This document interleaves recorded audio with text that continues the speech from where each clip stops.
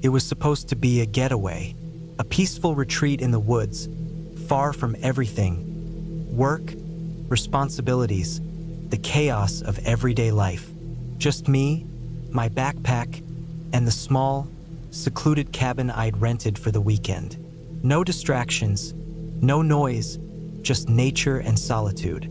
But by the time I arrived, I started to feel uneasy. The sun was setting when I finally pulled up to the cabin. The place was tucked deep in the woods, the kind of remote spot where you'd expect to find serenity, if you weren't looking too hard. There were no neighbors for miles, just towering trees and the occasional rustle of leaves. Perfect escape, or so I thought. The cabin itself looked old but sturdy enough. The wood had darkened with age, the paint on the windowsills chipped and peeling. The roof had seen better days, but nothing about it screamed danger, just wear and tear. As I got out of the car and grabbed my bag, I couldn't shake the feeling that I was being watched. It was a strange thought because there was no one around for miles, not even the sound of passing cars or birds calling. I shrugged it off. I'd been stressed lately, and the isolation was probably messing with my mind. I'd been looking forward to this, after all. So, I pushed the door open and stepped inside. The air was musty, the kind of stale smell you get from a place that hasn't been lived in for a while. Dust settled on the wooden floors and the furniture. An old couch, a couple of mismatched chairs, a small table, was covered in layers of dust. It didn't look like anyone had cleaned it in months. The fireplace was empty, with some dried up wood scattered on the hearth. The windows were boarded up tight, letting in very little light. I set my bag down, unsure what to do next. A feeling of unease washed over me again, but I couldn't pinpoint why. I went ahead and unpacked my things, put some food in the fridge, and made myself at home. The place had a strange charm to it, not in a cozy, homey way, but in a way that felt unsettling. It didn't take long before I noticed something else odd. There was a door at the far end of the cabin. It was smaller than the others, half hidden behind a heavy curtain that looked like it hadn't been moved in years. My curiosity got the better of me, so I went over and pulled the curtain back. The door creaked as I turned the knob. It led to a narrow staircase that descended into what I assumed was a basement. I froze for a second, then decided to check it out. The stairs were steep, and the wooden steps groaned under my weight as I descended. At the bottom, I was met with the same musty smell, only this one felt even heavier, like something had been down here for a long time. The space was dim, lit only by a single bulb hanging from the ceiling. I could barely make out the shapes of old furniture, tables, chairs, and boxes covered in more dust. But there was something else, something strange, tucked in the far corner. A large wooden chest. It was out of place, almost too big for the small basement, and it had a certain heaviness to it. The kind of chest you don't just leave around for no reason. My hands trembled as I approached it, almost as if it was daring me to open it. I reached for the lid. The chest was locked, but there was a strange feeling in the air, like it was meant to stay shut. I didn't know why I felt that way, but I respected it. I didn't have a key anyway. I turned around and left the basement, locking the door behind me. The uneasy feeling that had been with me since I arrived seemed stronger now. I decided to try and relax, to take in the surroundings and enjoy my time alone. I lit the fireplace, poured myself a drink, and settled on the couch. But no matter how hard I tried, I couldn't shake the thought of that locked chest. What was inside it? Why did it feel so important? And why did the air feel so oppressive when I was near it? The night went on, and I tried to focus on other things, but I couldn't escape the thoughts running through my mind. The cabin felt wrong. There was something about it that didn't sit right, like it had a secret it was keeping from me. The fire crackled in the hearth, and the room was bathed in a warm, orange glow, but it did little to ease the tension in my chest. Every time I glanced at the staircase leading to the basement, A cold shiver ran down my spine. It wasn't long before I decided to head to bed. The cabin was silent, save for the occasional creaking of the floorboards and the wind howling outside. I pulled the blankets around me, hoping sleep would come, but it didn't. I tossed and turned, the feeling of being watched never quite leaving me. I kept hearing noises, distant thumps, something scraping against the walls. At first, I thought it was just the house settling, but the more I listened, the more distinct the sounds became. Something was moving in the walls. The hairs on the back of my neck stood up. I couldn't ignore it anymore. The thought of getting up to investigate crossed my mind, but something held me back. Maybe it was just my imagination running wild. But then I heard it again, a scraping sound, a slow, deliberate scrape that sent a chill through my body. It came from just outside my bedroom door. I held my breath, straining to listen. For a moment, everything was silent. Then I heard it, footsteps, soft but distinct, echoing from the hallway. I lay perfectly still, waiting.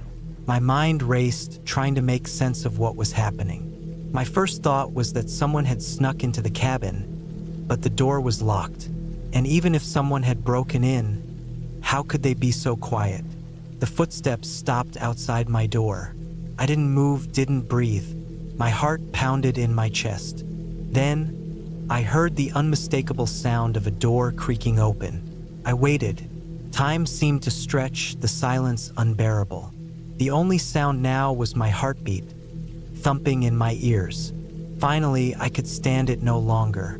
I got up, slowly, trying not to make a sound. The floorboards creaked under my weight as I moved across the room, creeping toward the door. I opened it just enough to peek out into the hallway. The cabin was empty. The hallway was as still as it had been when I first arrived. But the door to the basement was wide open. My breath caught in my throat. I hadn't left it open. I stepped out cautiously, inching toward the basement door. I reached for the light switch, flicked it on, and stood there for a moment, staring into the darkened staircase. Something felt wrong. I don't know why, but I felt like whatever was in the basement, whatever was locked away, was now coming for me. I should have left the cabin. I should have grabbed my things and run. But my feet wouldn't move. It felt like the floor had turned to stone, and all I could do was stare into the blackness below. I don't know how long I stood there, but it felt like hours. My mind raced, trying to come up with an explanation, anything to make sense of what was happening. But all I could think about was the locked chest in the basement and the strange, heavy air that clung to it. Finally, I turned and ran out of the cabin, not looking back. I didn't stop until I reached my car, where I slammed the door shut and sped off. As I drove away, I realized one thing. I didn't want to know what was in that basement. Some things are better left locked away.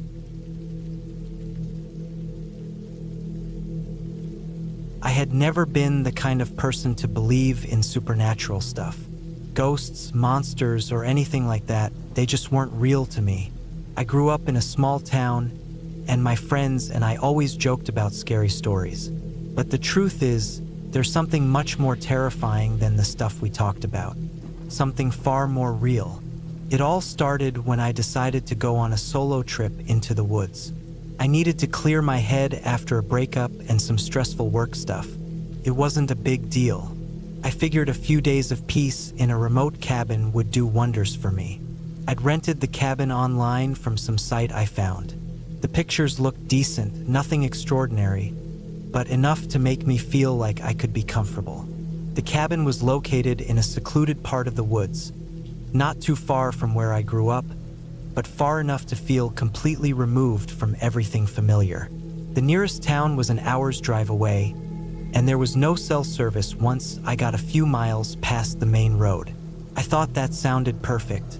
A little peace and quiet, just me and nature. I arrived at the cabin just before sunset. The cabin itself was smaller than I had imagined.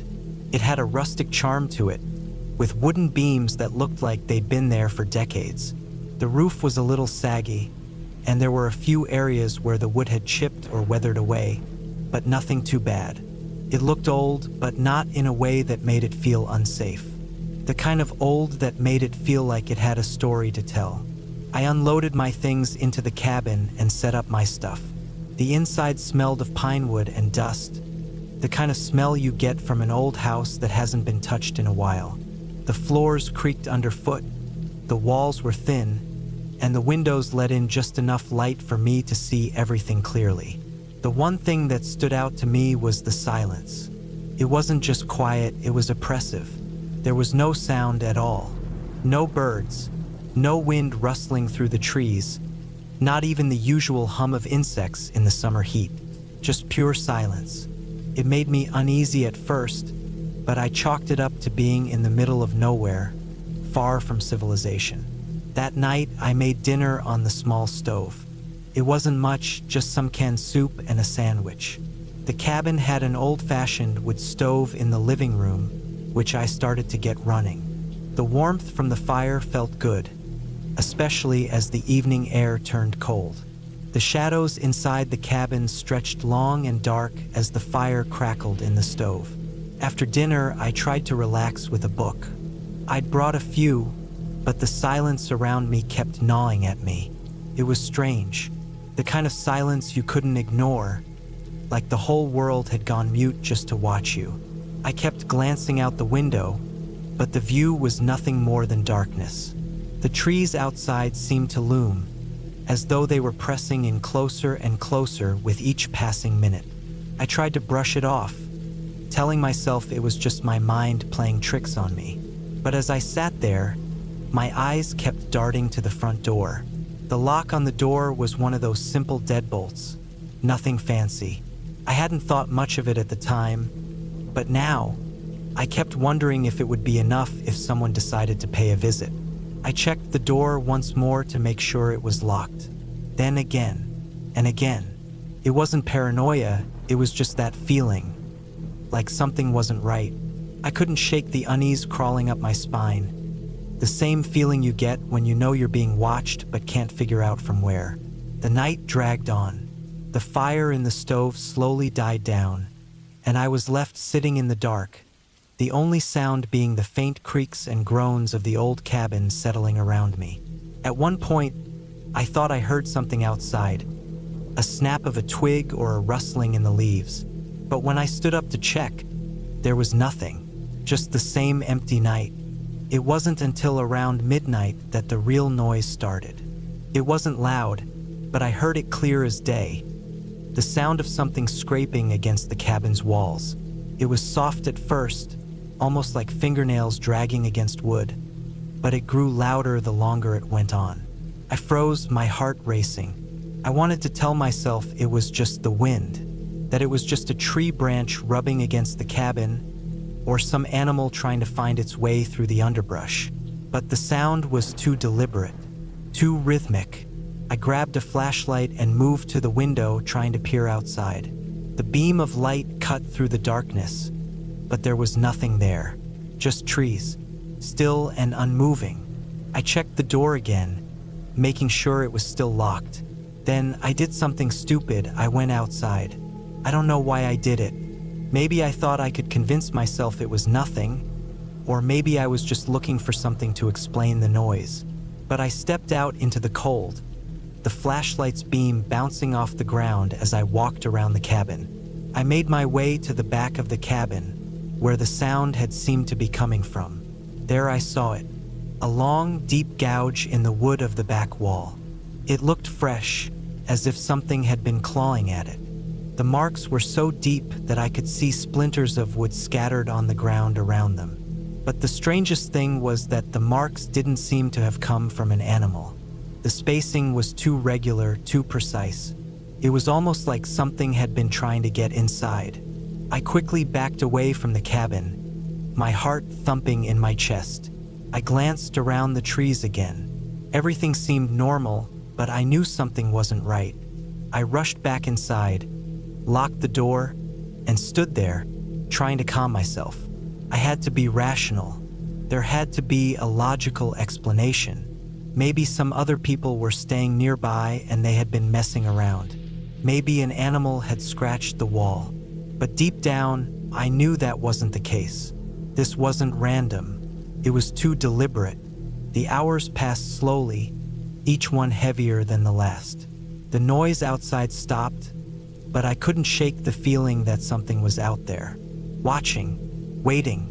I spent the rest of the night pacing the cabin, occasionally glancing out the window, checking the door again and again, my mind running wild with all sorts of thoughts.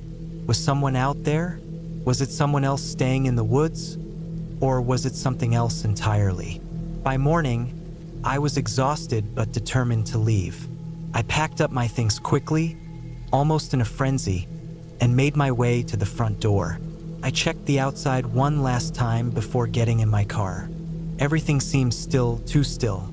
The trees didn't move. The wind didn't blow. The world felt like it was holding its breath. As I pulled away from the cabin and onto the dirt road, I couldn't shake the feeling that I wasn't alone, that something had been watching me. When I got back to town, I told myself I'd never return to that cabin. The whole experience still haunted me, even though I tried to rationalize it. Maybe it was a wild animal or someone messing with me for fun, but part of me knew that wasn't true. It wasn't just the scratches on the cabin or the way the silence felt suffocating. It was the way everything about that place had felt off, the way the woods had seemed to close in around me, the way it had felt like I was being pulled deeper into something I didn't understand. It's been years since that night, but every time I think about that cabin, I remember the scratches on the walls, the oppressive silence, and the feeling that something was waiting just outside, in the woods. I never did find out what really happened there, but I'll never forget the feeling I had when I left. I left that cabin behind, but the woods, they stayed with me. And now, sometimes when I drive along that same road, no matter how far I've come, I still feel like something is following me.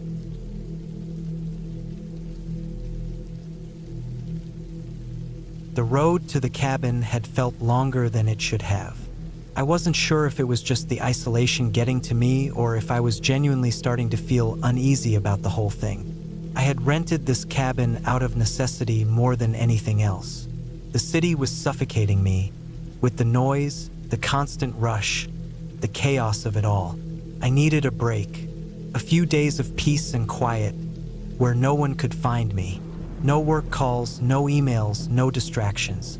The GPS had guided me to this spot, far beyond the reach of any cell signal. The kind of place where it felt like the world had forgotten it existed. I drove up a narrow dirt road that twisted through a thick forest, the trees crowding in on me like they were leaning over to whisper. The canopy above was so dense that even though it was mid-afternoon, the light barely filtered through. I was starting to wonder if I'd made a mistake when I saw it. The cabin.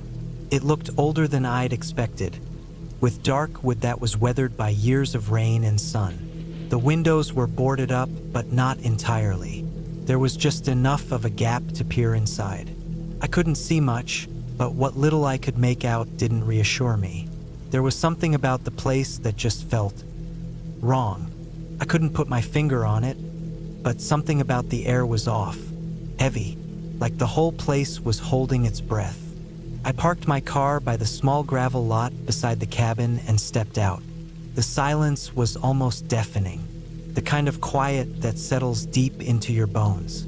I could hear the wind rustling through the trees and the occasional distant call of a bird, but nothing else. No cars, no people, just the creaking of the old cabin's wooden structure as it seemed to sway gently in the breeze. The key, left under a loose stone near the front door as promised, was easy to find. I hesitated for a moment, looking around. My heart was beating faster than it should have been. Maybe it was just the isolation. Maybe it was just me being jumpy. I told myself I was overthinking it. I unlocked the door and pushed it open. The hinges groaned in protest, and the smell that hit me first was stale, musty, like the air hadn't been disturbed in ages. The interior was dim, the only light coming from the small windows that faced the woods. Dust coated everything, thick layers on the furniture and floors, as though no one had lived here for years. A large stone fireplace dominated one wall, and there were two small, sagging sofas, a coffee table, and a worn-out rug in the middle of the room.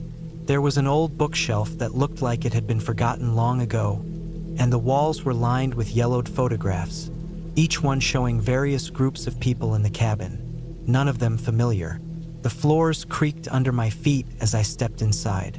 I set my bags down and immediately noticed how cold it was. I had expected a bit of a chill, but this was something else. It wasn't the normal cold that you can shake off.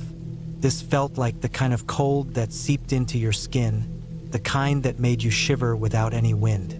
The fireplace wasn't lit, but the cold seemed to radiate from the stone itself.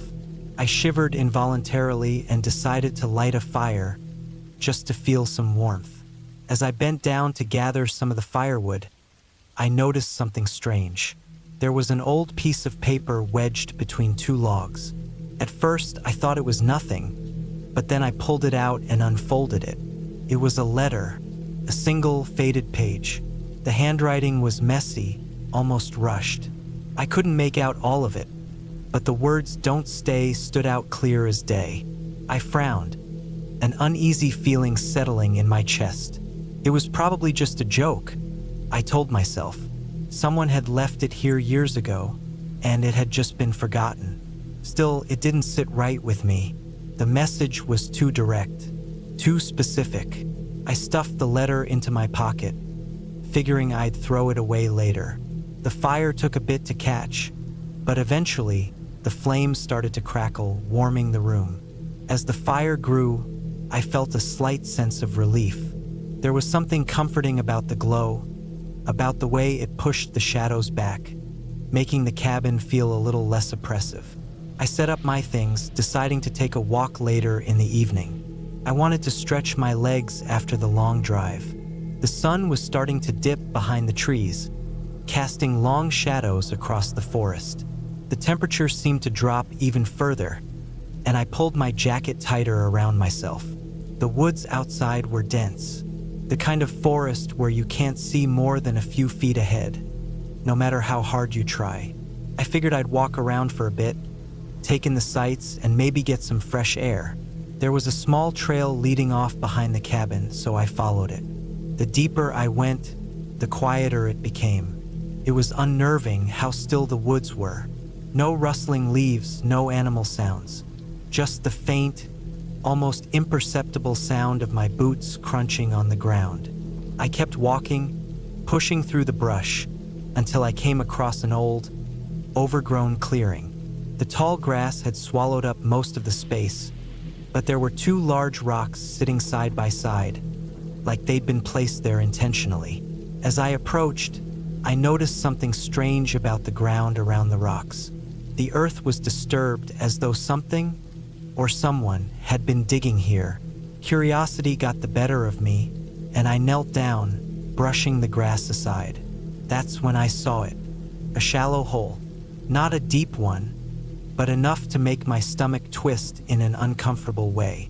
I could see something metal sticking out from the dirt, something shiny. It was a small, rusted box. I grabbed a stick and carefully pried it loose, my heart pounding in my chest. When I opened it, I expected to find something useless. Maybe some old trinkets, maybe just junk. What I found was far worse.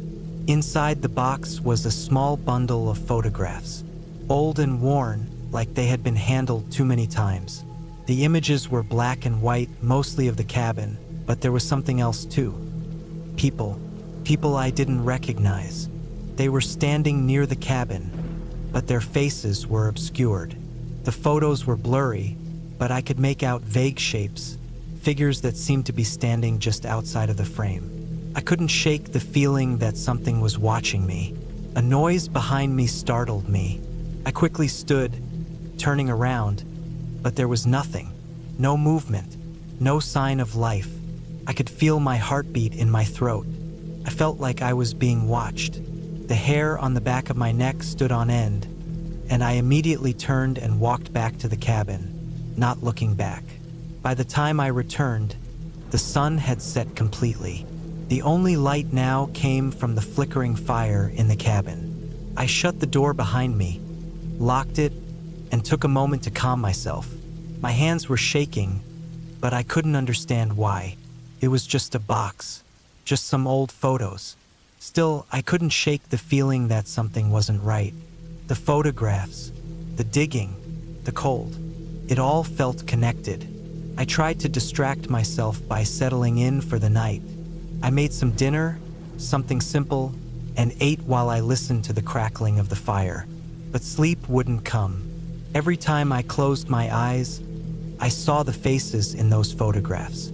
Or maybe it was just my imagination. Maybe it was just the isolation. The silence was getting to me. I eventually turned off the lights and crawled into bed, trying to force myself to sleep.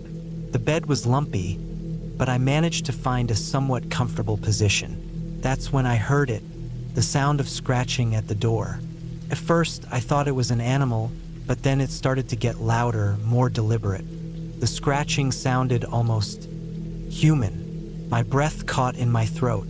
I laid perfectly still, holding my breath, hoping it was just the wind or an animal. But it didn't stop. The scratching continued for what felt like an eternity. I finally mustered the courage to get up. My feet hit the cold wooden floor, and I made my way to the door, my pulse racing. I peered through the peephole, but I couldn't see anything. I slowly unlocked the door and opened it. The air outside was bitterly cold, and the forest was eerily quiet again. I stepped outside, looking around. My breath clouded in front of me, and I could feel my heart pounding in my chest. Nothing. There was no one there. I let out a shaky breath and closed the door behind me, locking it once again. But the unease never left. I couldn't shake the feeling that something was wrong with that cabin. Something had been there before me. Something had left behind those photographs, that letter, and the hole in the ground.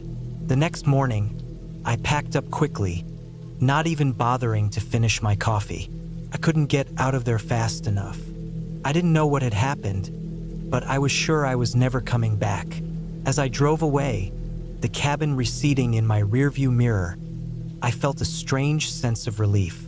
And yet, a small part of me wondered, as I glanced back at the trees, if someone or something was still watching from the shadows.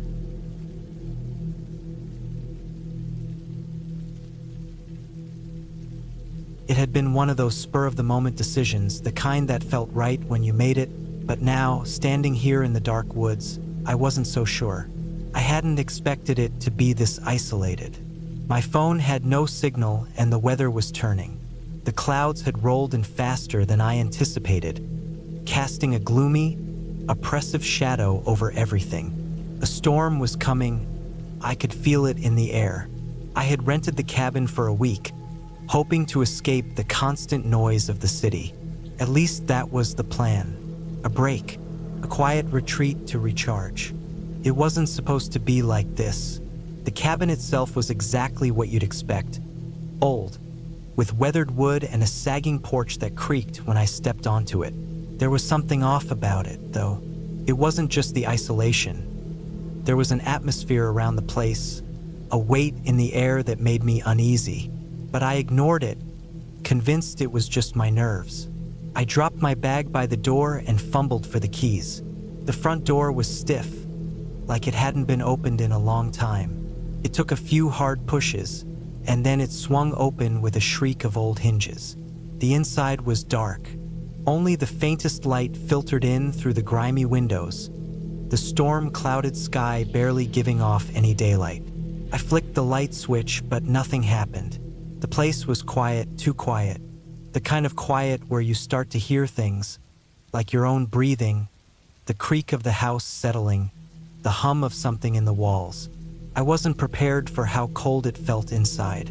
Not just the temperature, but a kind of chill that seemed to seep into your bones. I figured it was just the old house, the kind that doesn't hold heat well. But the longer I stayed inside, the more it felt like the cold wasn't from the weather. I set my things down and walked around, trying to familiarize myself with the layout. The cabin wasn't huge: one bedroom, a small living room with a couch and a fireplace, a kitchenette with old, rusted appliances, and a bathroom with a tub that looked like it hadn't been used in years. The floor creaked underfoot, and the air smelled musty, like stale wood and dust. There was a wood stove in the living room, and I could see a pile of logs stacked by the door. I figured I'd light a fire to warm the place up. As I went to grab a match from the kitchen, I noticed something strange in the corner of the living room: a wooden chair facing the wall. I couldn't quite explain why, but it unsettled me. It was an old, beaten-up thing, one of those chairs that looked like it had been there forever. The fact that it was facing the wall, not the rest of the room, made it feel like it was deliberately placed there. It wasn't like the other furniture. There was something off about it. I shook the thought out of my head and tried to focus on the task at hand. I found the matches and managed to light the fire. The flames crackled and popped, bringing some warmth and light to the room. I sat down on the couch, feeling a little better now that the fire was going. I looked around at the simple furniture, the peeling wallpaper, the cracked floorboards. It was an old, rustic cabin, but in a way it was also kind of charming, the perfect place to escape. But as the night went on, I couldn't shake the feeling that I wasn't alone. It was subtle at first, a shift in the air, like someone had entered the room when I wasn't looking. I kept hearing sounds, too, soft ones, almost imperceptible, like someone was walking just out of sight. I stood up, checked every corner of the cabin. Nothing. No one. I forced myself to relax, to dismiss it as nerves. It was probably just the wind, I thought, or my imagination. But then I heard it again, a faint scratching sound. It was coming from the back of the cabin, near the bedroom. I wasn't sure whether to go investigate or ignore it. I stood still for a moment, listening. The sound stopped, leaving only silence. But the silence was too much. I grabbed a flashlight and made my way down the hallway, toward the bedroom. The light flickered as I moved, casting long shadows against the walls. The scratching sound was gone, but something still didn't feel right. I pushed open the bedroom door. The room was empty, just a simple bed with an old quilt and a small nightstand. But something caught my eye. On the floor near the bed was a piece of paper. It wasn't there before. I was sure of it. I bent down to pick it up. It was a torn scrap, covered in faint, smudged writing. It wasn't anything legible, just random scribbles, like someone had been in a hurry or had lost their mind. I backed away from it, my heart beating faster now. The wind outside picked up, howling through the trees. I shoved the paper in my pocket and went back to the living room, hoping that would be the end of it. The fire was still burning, but the warmth it gave off now felt distant, as if it couldn't chase away the chill in the air. I sat back on the couch, staring into the flames. But every time I looked away from them, I saw movement in the corner of my eye. There was something there out of the corner of the room, a shadow not cast by the fire. But when I turned my head to look, there was nothing. I was starting to feel like I was losing my grip on reality. Was it just the isolation, the lack of company, playing tricks on my mind? Or was something really here with me? The wind howled louder, rattling the windows. A loud bang came from outside, followed by a series of thuds, like something heavy had fallen against the side of the cabin. My first instinct was to check it out, but I hesitated. I wasn't sure I wanted to know what it was, but the curiosity got the better of me. I grabbed the flashlight and opened the door, stepping out onto the porch. The air was thick and damp, the storm nearly upon me. The trees around the cabin swayed violently in the wind. I shone the light around the yard, but there was nothing. No fallen branches, no sign of what had caused the noise. Then, as I turned back toward the cabin, I saw something strange. A figure standing at the edge of the tree line. A man. At least I thought it was a man, but I couldn't see his face. He was standing still, just watching me. My heart skipped a beat, and I felt my chest tighten. What the hell? I called out, but he didn't move, didn't react. Something in my gut told me this was wrong, that I shouldn't approach, but I couldn't tear myself away. The figure stood there, unmoving, like he was waiting for something. Suddenly, he turned and disappeared into the woods, vanishing as quickly as he had appeared. I stood frozen for a few seconds, my breath coming in shallow bursts. Was it someone else staying out here? But no one had told me there would be others. It didn't make sense. I went back inside, locking the door behind me. I needed to figure out what was going on. I wasn't going to stay here another minute if I didn't have to. But just as I was about to grab my things and leave, I heard it again, the scratching sound. It was coming from inside the walls now. I couldn't ignore it any longer. I had to know what it was. The noise led me to the kitchen, near the old stove. I took a deep breath and crouched down, pulling back the old cabinets beneath the sink. There, in the corner, I found a small, narrow opening. A hole in the wall, barely big enough for a hand to fit through. I hesitated, but my curiosity got the better of me. I reached in, feeling around. My fingers brushed against something cold and smooth. Metal. Pulled it out. It was a key. A rusted, old-fashioned key, covered in grime. It looked like it hadn't been touched in years. There was something deeply unsettling about it. I didn't know what to do with it. I held it in my hand, staring at it, wondering if it had anything to do with the strange events unfolding. But then, just as quickly as the tension had built, it seemed to dissolve. The storm began to calm, the winds dying down. In that moment, I made my decision. I was leaving. I didn't care about the key, or the figure in the woods, or the noises in the walls. I was done. I packed my things quickly, gathered the key, and walked out into the now silent night. The air felt crisp and fresh, free from the weight it had carried before. The cabin loomed behind me, its dark windows staring like hollow eyes. But I didn't look back. As I drove away, the road stretching out ahead of me, I couldn't help but feel that something had changed. That cabin, that place in the woods, would always be there, sitting in silence, waiting for the next person who thought they could escape. But I wasn't going back. Not for anything.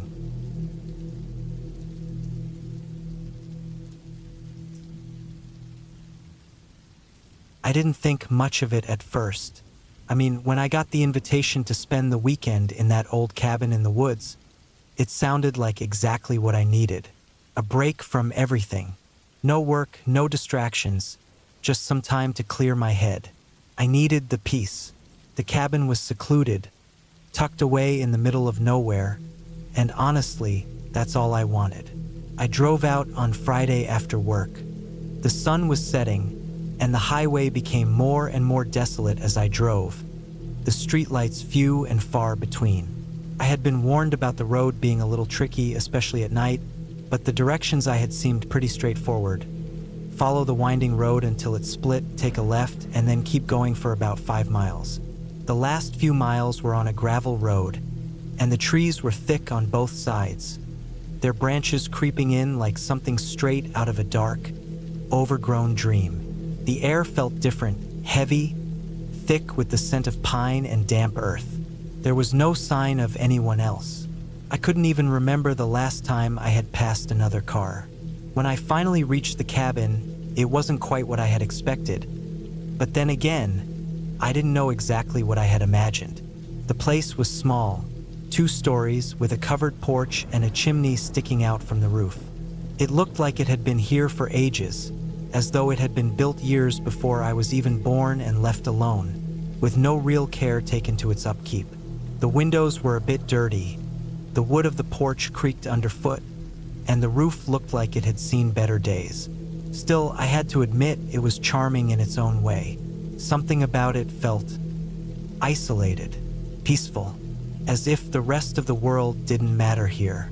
I grabbed my bags from the trunk of my car and made my way up the porch steps. The front door creaked when I pushed it open, the smell of old wood and musty air hitting me right away. Inside was dark, the light from the setting sun barely making it through the thick curtains on the windows.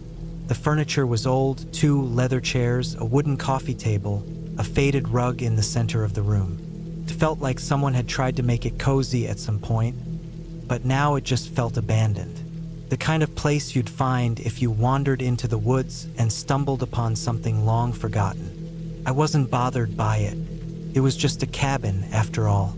I was here for some solitude, and I'd certainly get that. The bed upstairs seemed comfy enough, and I made my way up to unpack. The staircase creaked beneath my weight, and the air grew cooler as I climbed. The room at the top of the stairs was simple. Barely any decoration, just a bed with a thick comforter and a dresser. A small window looked out into the forest. I set my bags down, stretched my back, and breathed in the quiet. It was so quiet. No cars, no voices, not even the sound of animals. Just the hum of the wind through the trees and the occasional rustle of leaves. It was exactly what I needed. No distractions, no noise, just me and the woods. That night, I made myself a simple dinner and settled in. The cabin had a wood stove in the corner, which I lit with some dry kindling. The fire crackled, and I sat there, eating and letting my mind wander. The solitude was nice, though I couldn't help but feel a bit off. Maybe it was just the silence, or maybe it was the strange stillness of the place. It was too quiet, too perfect. Like a scene from a movie that was too staged. I tried to shake the feeling off, but it clung to me like a shadow. The first night was uneventful, though. I went to bed early and woke up just as the sun was rising. The morning was crisp and clear, the air sharp against my skin. I had planned to go for a hike through the woods to explore a bit. I had heard there were some trails nearby, and the thought of walking through nature was too tempting to pass up. I packed a small bag with water, a snack, and a first aid kit just in case. As I stepped outside, the quiet seemed even more pronounced. There was no sound, no birds singing, no insects buzzing. The only noise was the crunch of the gravel beneath my boots. I decided to follow a small trail I saw just beyond the cabin. It was narrow and winding, the trees leaning over it, their branches creating a canopy above. The trail was barely visible, like it hadn't been used in years, but it was still there, snaking through the underbrush. As I walked deeper into the woods, I started to notice something strange. The air felt heavier. The trees felt closer, as though they were pressing in on me. I shook it off. It was just the feeling of being out in the wilderness, right? But as I walked further, I began to feel watched. My skin prickled. It was as if someone or something was standing just out of sight, waiting for me to turn around. But when I did, there was nothing, just the trees and the empty trail behind me. I kept walking, determined not to let the feeling get to me, but the sense of unease grew. My heart began to beat faster. I told myself it was just my imagination. The woods were vast and mysterious. Maybe it was just my nerves getting the best of me. Then I found it, a small clearing. In the center of it stood an old stone well, half covered in moss and vines. It looked ancient, weathered. The stones had crumbled in places, and the wood covering the top was broken. I didn't know why, but something about it unsettled me. The well felt wrong, like it didn't belong here. I felt an urge to get closer, but at the same time, I wanted to run away. My curiosity won out. I stepped closer, cautiously, and peered down into the well. It was dark, too dark for daylight. I couldn't see anything at the bottom. The air felt colder as I leaned in, my breath fogging in the chill. I thought I heard something faint, coming from below, a whisper, or maybe it was just the wind. I quickly backed away, shaking off the feeling of dread that had settled over me. That's when I heard it. A crack, then another, like something heavy was stepping on dry branches, moving through the woods. I froze. My heart thudded in my chest. I looked around, but the clearing was still empty. There was nothing but the wind rustling through the trees. Yet the sound persisted, closer now. It was the unmistakable sound of footsteps, crunching leaves and twigs underfoot. I turned and ran. My breath came in sharp gasps as I sprinted down the trail, my heart hammering in my chest. I didn't look back. I didn't want to know what it was. All I knew was that something was out there, and it wasn't friendly. I didn't stop running until I reached the cabin. I slammed the door behind me, panting, my hands trembling. I stood there, locked inside, and stared out through the small window. There was nothing. The forest was as quiet as it had been when I first arrived. No sign of movement, but I couldn't shake the feeling that something was watching me, waiting. I stayed inside for the rest of the day, refusing to go back outside. Every little noise sent my heart into a frenzy. Cracks in the wood, the shift of the house settling, the wind howling outside. But there was no escape from the isolation. No one was coming to check on me. I was completely alone. That night, as I lay in bed, I heard it again. The sound of footsteps outside. Slow, deliberate. I dared not move. I didn't want to believe it, but I couldn't ignore it any longer. I wasn't alone in these woods. The next morning, I packed up my things and left. I didn't care if I hadn't gotten the peace I was looking for. I didn't care about the hike or the quiet of the cabin. What mattered was getting out. I never went back to that cabin. And to this day, I don't know what I heard. I don't know if it was just my imagination or if something really was out there. But one thing is for sure. I won't be spending another weekend alone in the woods again. And I hope, for your sake, you don't either. It was supposed to be a peaceful weekend. My friends had all said I needed to get away, that I was working too hard, stressed out, always glued to my laptop or phone, checking emails and never truly relaxing. The cabin they rented was deep in the woods, a couple of hours from the nearest town. No service, no distractions, just nature, the quiet, and a bit of solitude. I thought it would be perfect, a chance to unplug, unwind, and clear my head. I arrived on Friday evening just as the sun was dipping behind the trees. The sky was that dark purple color that feels heavy, like the day has been forced to give up.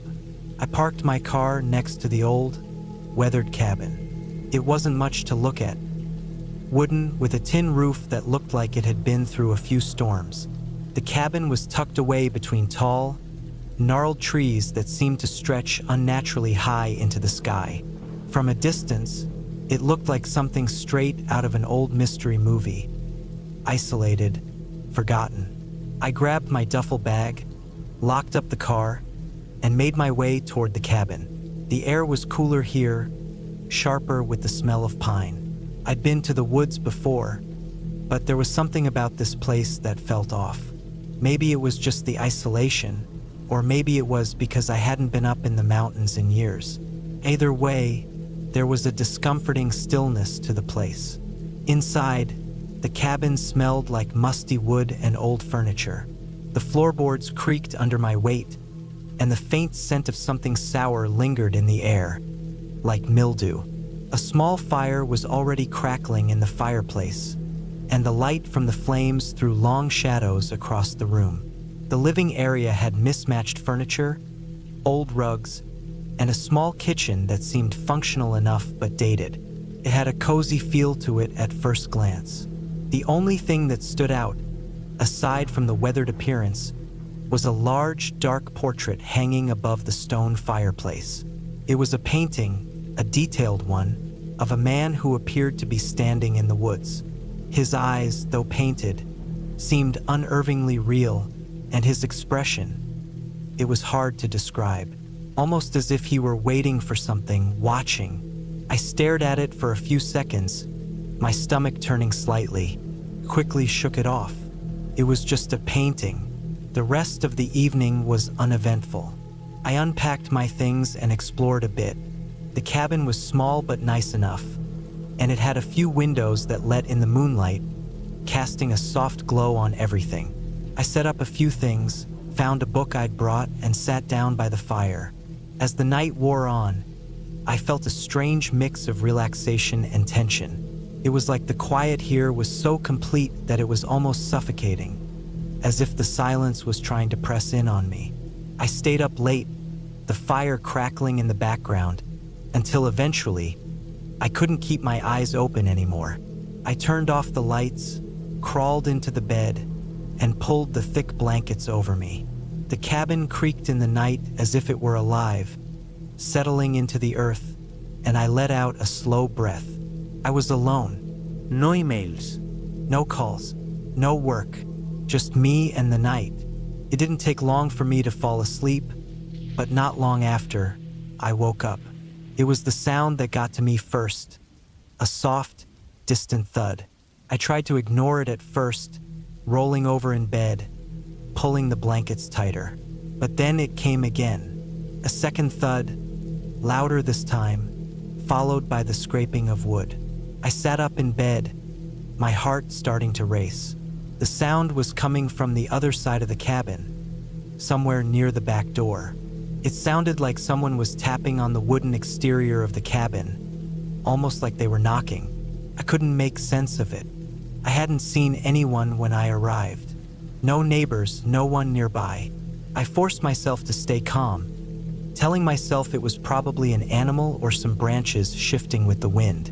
I got out of bed, grabbed my phone, and fumbled around for the flashlight app. There was no service, but at least I had light. The air was colder now, and it sent a shiver down my spine as I walked toward the back of the cabin. The thuds had stopped, but there was something unsettling about the quiet that followed. I reached the back door. It was locked, as it should be, but the strange sensation in my gut only grew. I checked the windows, the surrounding area outside, but nothing looked out of place. No signs of animals or people, no broken branches. Everything appeared as it should. I stood there for a moment, listening to the silence. It was too quiet. Shaking my head, I turned away from the door. Maybe I was just overtired. Maybe the cabin settling was causing all the weird sounds. But the unease lingered. That night, I couldn't sleep well. Every small noise seemed to send me back to wakefulness. The wind, the cracking wood, the odd distant thud.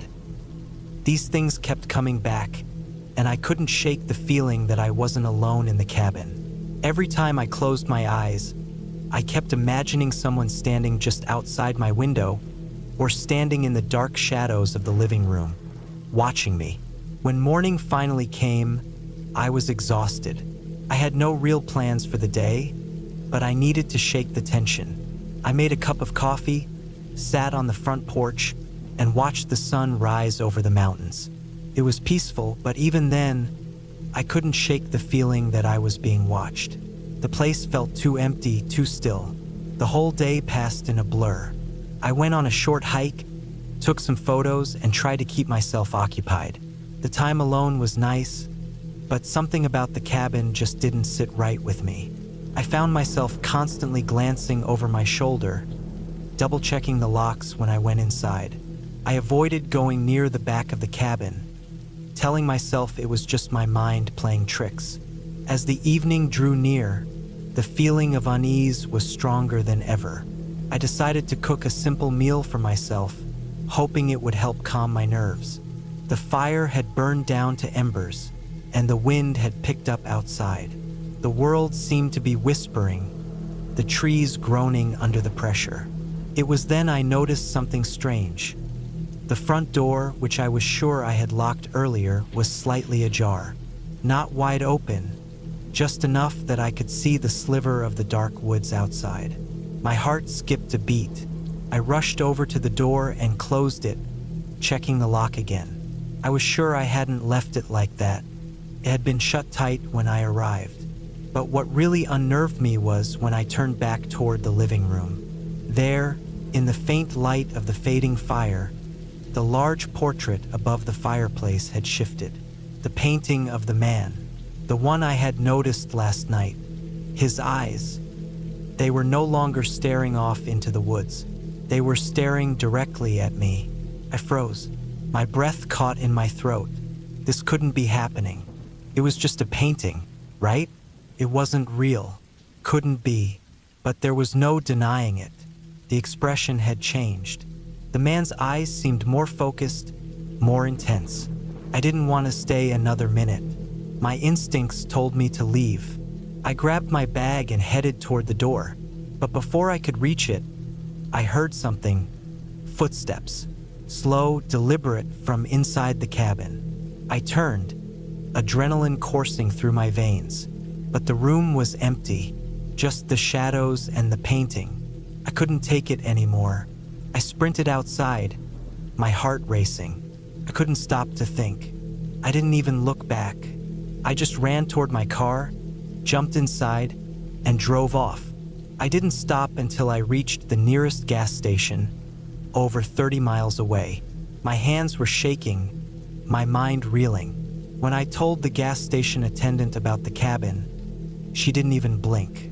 "That place has been abandoned for years," she said. "No one rents it out. It's been sitting there since the last owner disappeared." I didn't stay long enough to hear any more. Couldn't stay there, not after what I saw. When I finally got home, I couldn't sleep. I kept seeing those eyes from the painting, staring at me in the dark. But there was something else I couldn't shake, something worse. The more I thought about it, the more I realized that I had been there longer than I'd thought. Those hours in the cabin had stretched on, endless, like the space itself was out of time. Something about the place didn't just make you feel watched. It made you feel lost. And the worst part, I didn't think I'd been alone in that cabin after all.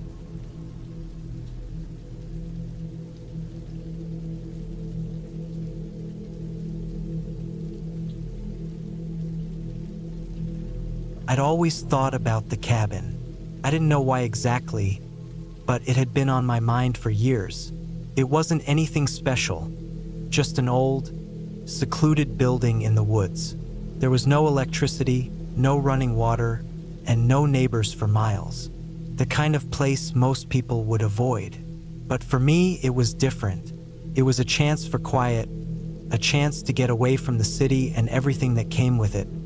The noise, the crowds, the constant pressure. The decision came on a random weekend. I had no plans, no responsibilities. It felt like a good idea to drive out there and spend a couple of nights alone. Just me and the woods. Maybe I could even write, clear my mind. I wasn't a writer, but I always thought that being in a place like that would spark something. I didn't tell anyone where I was going.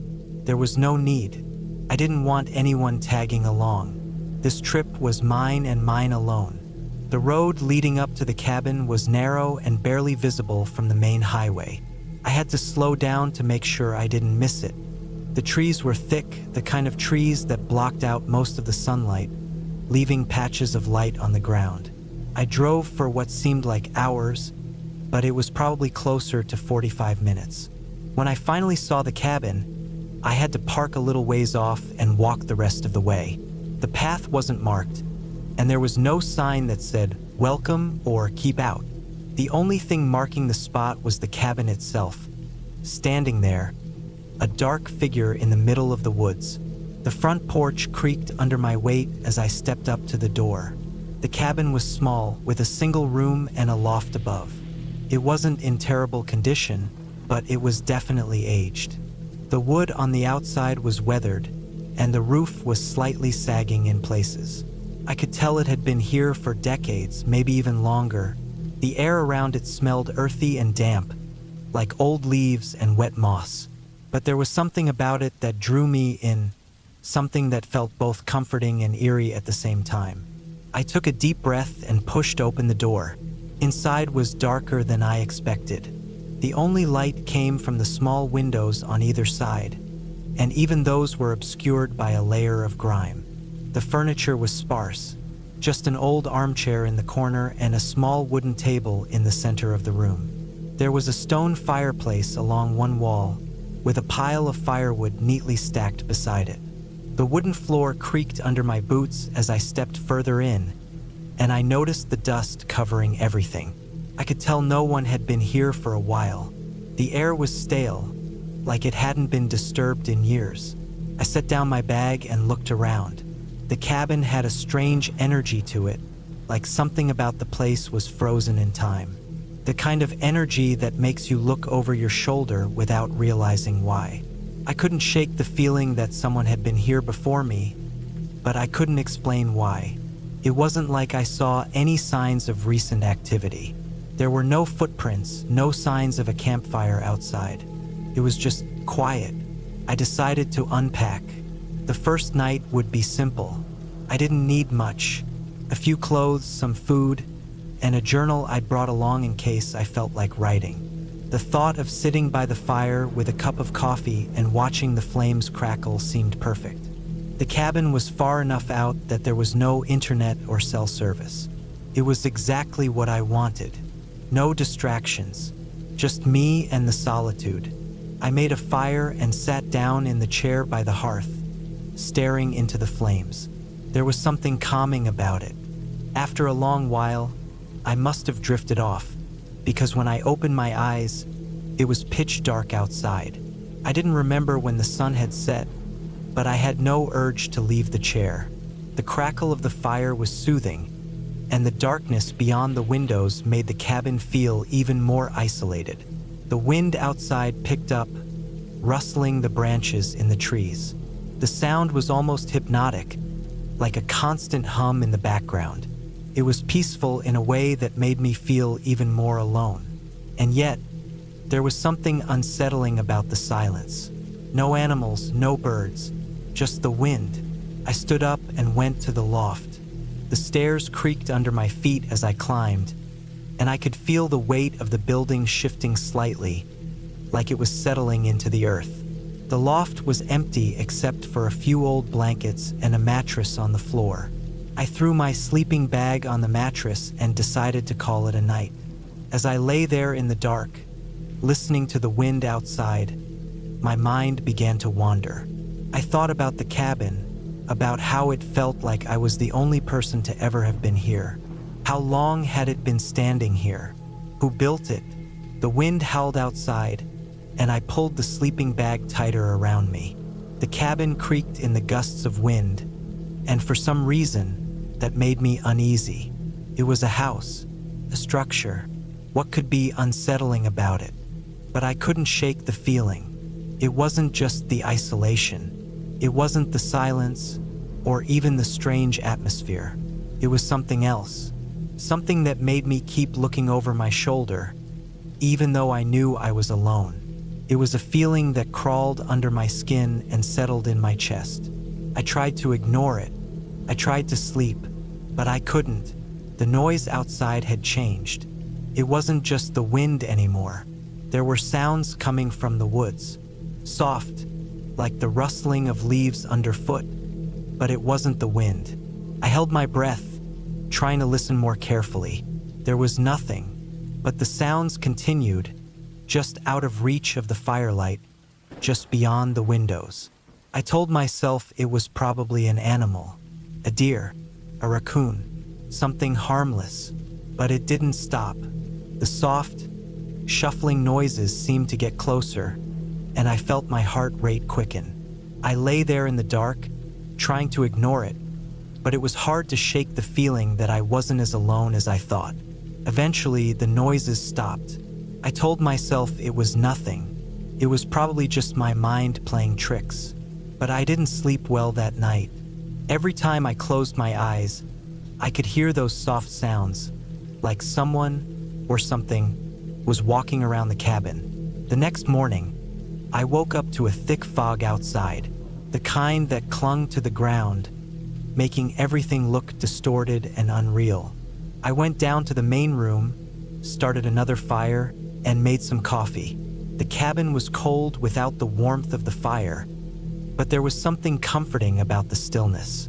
The fog outside made the woods look like a painting, hazy and distant.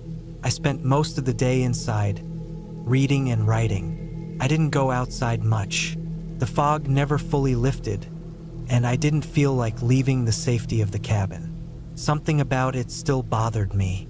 That night, the noises returned.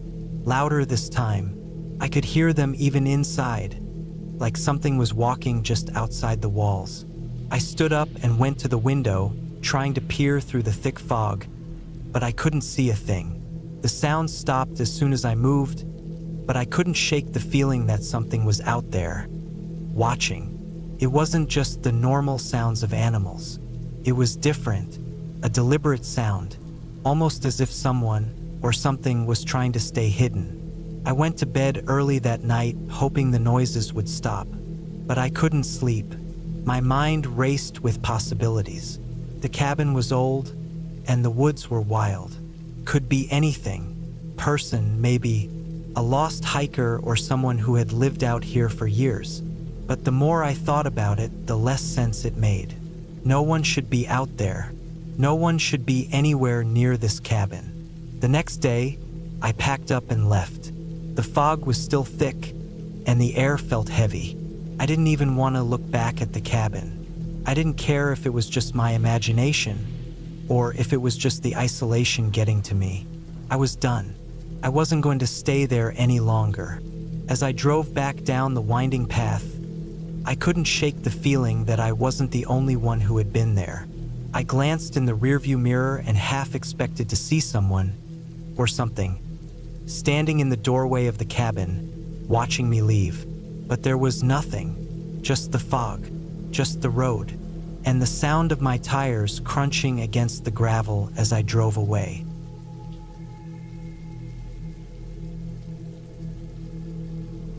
The decision to rent a cabin in the woods was supposed to be the perfect getaway, a chance to escape from the constant noise of city life. I had been stressed. Work, relationships, just the weight of everyday life, and I needed a break, a place where I could think, breathe, and maybe figure out what I really wanted. A cabin seemed like a great idea. I found it online. It was cheap, isolated, and surrounded by dense forest. No neighbors for miles, no distractions. Just me, the trees, and a few days of peace. I rented it for the weekend, thinking it would be the ideal spot to recharge. I imagined hiking, reading by the fire, and just being alone with my thoughts. The listing didn't have too many details, but it had glowing reviews. People had written that it was cozy, quiet, and the perfect retreat. I didn't ask too many questions. The drive there was long. The road was narrow and winding, surrounded by thick woods on either side.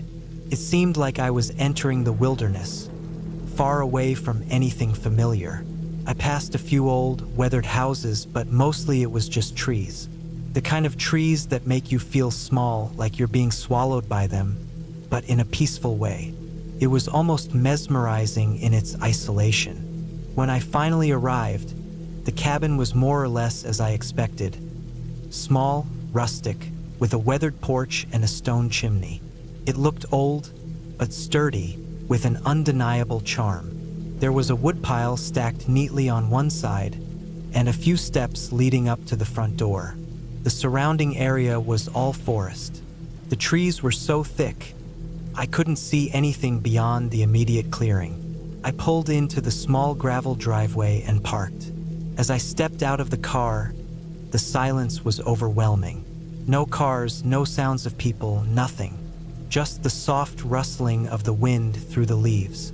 It felt strange, but also comforting in a way. I grabbed my bags and headed inside. The interior was exactly what you would expect from a cabin in the woods. Wooden beams, a stone fireplace, and old furniture that had clearly been well used. There was a kitchen area, a small living room with a couple of armchairs, and a staircase leading up to a loft bedroom. A large window in the living room gave a beautiful view of the forest, and I could already tell it was going to be an amazing place to watch sunsets. After unpacking, I made myself a simple dinner, lit the fireplace, and and settled in with a book. The fire crackled in the hearth, adding to the sense of warmth and comfort. I felt relaxed for the first time in weeks. There was no internet, no phone signal, just me and the cabin. I decided to take a walk after dinner.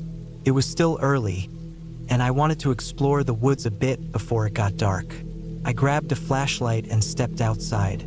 The air was cool and fresh, the kind of clean air you don't get in the city. The ground was soft beneath my feet, and the trees seemed to stretch endlessly in every direction. I followed a narrow trail that seemed to weave between the trees, unsure where it would lead. The forest was thick and dense, the kind of place where you could easily lose your bearings. About an hour into my walk, I stopped and looked around. The sun was beginning to set, casting long shadows across the ground. I realized I had wandered farther than I intended. It was hard to tell how far I had come. Everything looked the same in the woods. The same tall, straight trees, the same thick underbrush. I turned around, trying to get my bearings. That's when I heard it. At first, it was so faint that I wasn't sure if I'd actually heard anything at all. A soft rustling, like someone moving through the trees. Could have been an animal, maybe a deer or a raccoon, but there was something about it that didn't sit right with me. It sounded too deliberate, like it was following me. I froze, straining my ears to listen. The rustling stopped. I waited a few more seconds, but the sound didn't come again. Maybe I was just imagining it. It was a remote area, after all. Animals are everywhere in places like this. I tried to shake it off, but the feeling of being watched stayed with me. I turned and started walking back toward the cabin, this time keeping my pace steady but quick. The trees felt oppressive, as if they were closing in on me. The forest was dense, and the path I had taken seemed to disappear behind me. The light was fading fast, and I had to rely on the weak beam of my flashlight to guide me. When I finally made it back to the clearing where the cabin stood, I let out a breath I hadn't realized I was holding. The place felt safe, and I was glad to be back. I hurried inside, locked the door behind me, and collapsed onto the couch.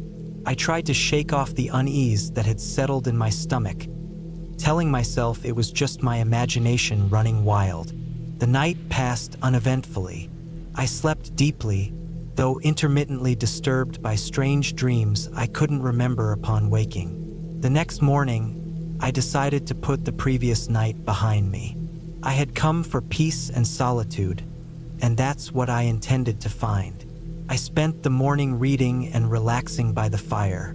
I made coffee, went for a short walk around the cabin, and enjoyed the beauty of the surroundings.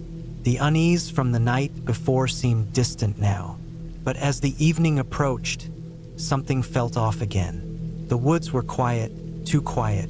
There was no chirping of birds, no rustling of animals, just dead silence. I stepped outside to stretch my legs and walked to the edge of the property. The trees seemed to loom even larger now, like they were keeping me in. I paused, looking around, my eyes scanning the darkening forest. And then I saw it. Just a glimpse at first, something moving among the trees. It was too fast for me to make out what it was, but it was there. Something tall, pale, and unnaturally still. My heart began to pound, but I told myself it was nothing. Probably just a shadow or my mind playing tricks on me. But then it moved again, closer this time, and my breath caught in my throat. It wasn't an animal. It was too human, too deliberate. I squinted, trying to focus, but the figure vanished back into the shadows before I could get a clear look. My mind raced. Was someone else out here? Was it just another person looking for the cabin? No, it didn't feel right. I rushed back inside, locking the door behind me again. This time, I didn't feel safe. Not like I did yesterday. I sat by the window, watching the edge of the woods, waiting for something, anything to happen. But nothing did. The night passed uneventfully, though I hardly slept. The next morning, I was determined to leave. Something about that place wasn't sitting right with me anymore. I packed my things quickly, not bothering to make coffee or do anything other than get out. I stepped outside, checking my surroundings carefully before heading to the car. There was no sign of movement, nothing that would suggest someone had been out there, but the feeling in the pit of my stomach didn't go away. As I was about to get in the car, I noticed something strange in the dirt near the cabin's porch. Footprints, bare footprints leading up to the door. The tracks were fresh, the soil still soft, and they weren't mine. They were too large, too deliberate, and they weren't animal tracks. They were human. I froze, panic setting in as I scanned the area, but there was no one. I didn't wait to check for any more clues. I got in my car and drove off, the gravel crunching under my tires. As I pulled away from the cabin, I didn't look back. By the time I reached the main road, I felt like I could finally breathe again. The unease was still there, but it was fading. I tried to tell myself I had overreacted, that there was an explanation for everything. Maybe someone had walked around the cabin at night. Maybe it was nothing, but I knew the truth deep down. It wasn't nothing. And as I drove farther away, I couldn't shake the feeling that I wasn't alone, that I hadn't been alone, and that maybe, just maybe, I had left something behind, something I wasn't supposed to find.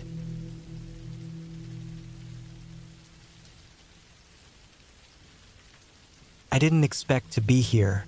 In fact, if you had asked me a few days ago, I would have told you I was perfectly content with the everyday chaos of my city life. But somehow, I found myself in a small cabin in the middle of nowhere, alone, surrounded by dense trees and the kind of silence that felt unnatural. At first, it seemed like the perfect escape. Peaceful, isolated, away from the constant noise of the world. I had rented the cabin online, a small wooden structure tucked away in the forest, far from civilization, with just a small dirt road leading up to it. The pictures on the website made it look cozy.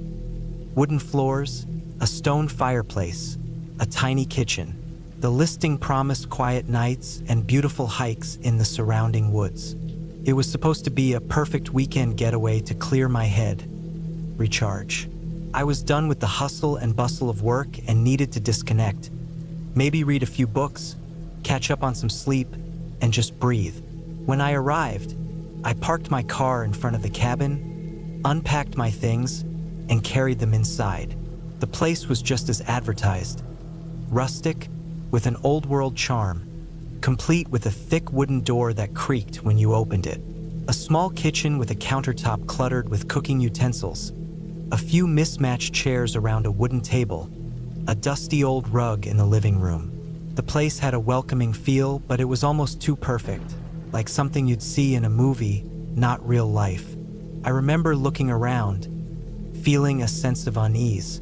There were no neighbors, no signs of life, not even animals. The trees around the cabin stood like silent sentinels, casting long shadows even during the daytime. The air smelled like damp earth, a mix of wet wood and leaves. It was eerily quiet, not even the usual buzz of insects, just stillness.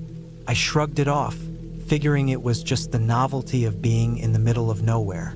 I set my bags down on the floor, took a deep breath, and poured myself a glass of water. As I was drinking, I glanced out of the window. Nothing moved outside, just the forest stretching out for miles. A sense of isolation crept over me, but I pushed it aside. That night, I made dinner, nothing fancy, just some pasta and sauce. The crackling fire in the stone fireplace made the cabin feel warm, almost comforting. I ate slowly, savoring the peace of the moment. There were no interruptions, no phone calls, no emails. Just me, the cabin, and the fire. Afterward, I settled into the living room with a book, trying to lose myself in its pages. But the silence was getting to me. It was like the kind of silence that presses in on you, that makes you aware of every small sound. The rustling of the wind outside, the faint creak of the floorboards beneath my feet, the occasional pop of the fire. I glanced at the clock. It was only 8 p.m., but it felt much later. I set my book down and stood up, stretching. The silence was getting oppressive, and I wanted to go outside, even if it was just for a few minutes to break the monotony. I grabbed my jacket and stepped outside onto the small porch. The cold air hit me, sharp and refreshing, but I couldn't shake the feeling that something was off. I tried to tell myself it was just the unfamiliarity of being alone in the woods. The stars above were clear, brighter than I had seen in a long time, but the forest around me felt strange. The trees loomed dark and heavy, blocking out any trace of light from the moon. I stood there for a moment, listening to the stillness. No animals, no wind, not even the rustle of leaves. The silence had become a heavy weight pressing down on me. The hairs on the back of my neck stood up. Something didn't feel right. I turned and went back inside, locking the door behind me. I decided to go to bed early, hoping that the next day would be better. But sleep didn't come easily.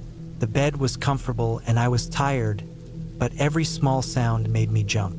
The floor creaked, the wind howled, and the fire crackled in the fireplace. But the noises seemed to grow louder and more disturbing as the night went on. I tried to ignore it, burying my head under the covers, but I couldn't shake the feeling that I wasn't alone. I finally drifted off to sleep, but the night felt restless. My dreams were fragmented, full of strange images. A flicker of movement in the shadows, a figure in the corner of my room. When I woke up, the morning light was filtering through the curtains, but I still felt uneasy. I got up and made myself a quick breakfast, still feeling the weight of the silence pressing on me. I decided I would go for a walk in the woods, take my mind off things. The cabin was too quiet, and I needed some distraction. I put on my boots and grabbed my jacket, heading out the door. The forest stretched out in all directions. It was peaceful, almost too peaceful. The trees were thick, the ground covered in a blanket of pine needles.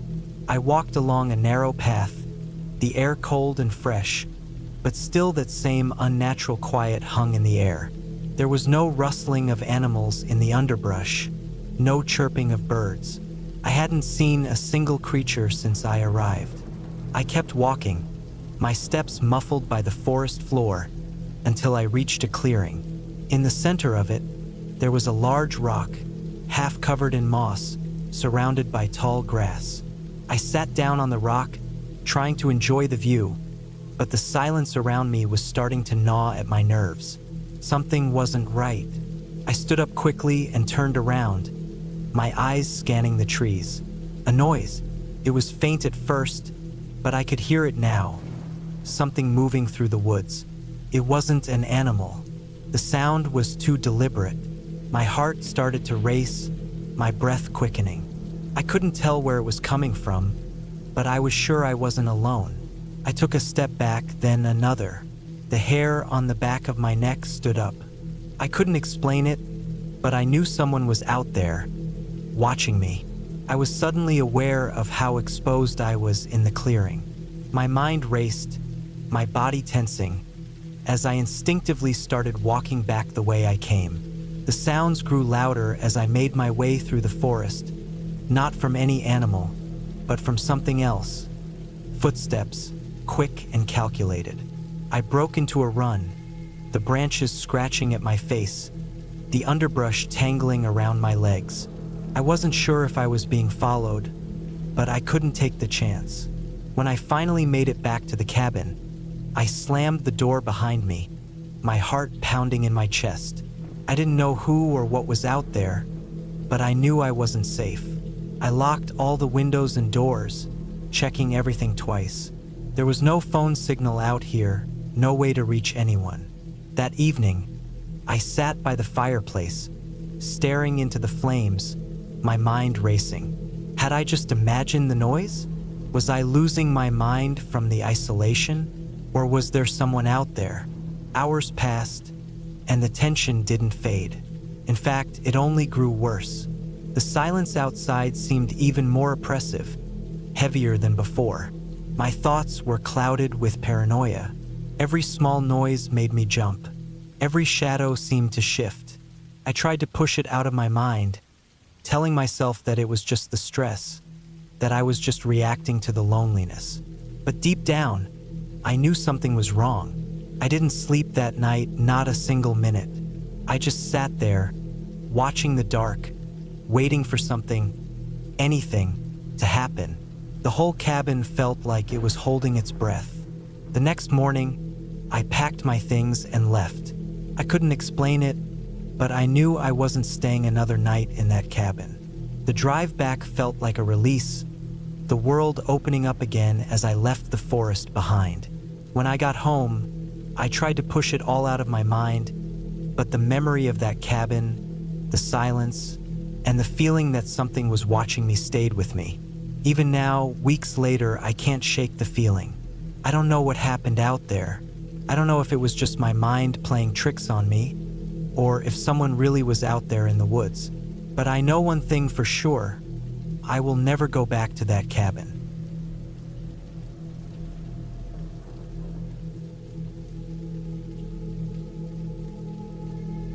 It was supposed to be a weekend getaway, just me and my thoughts in the solitude of nature. After a long, stressful few months, I needed something to reset my mind.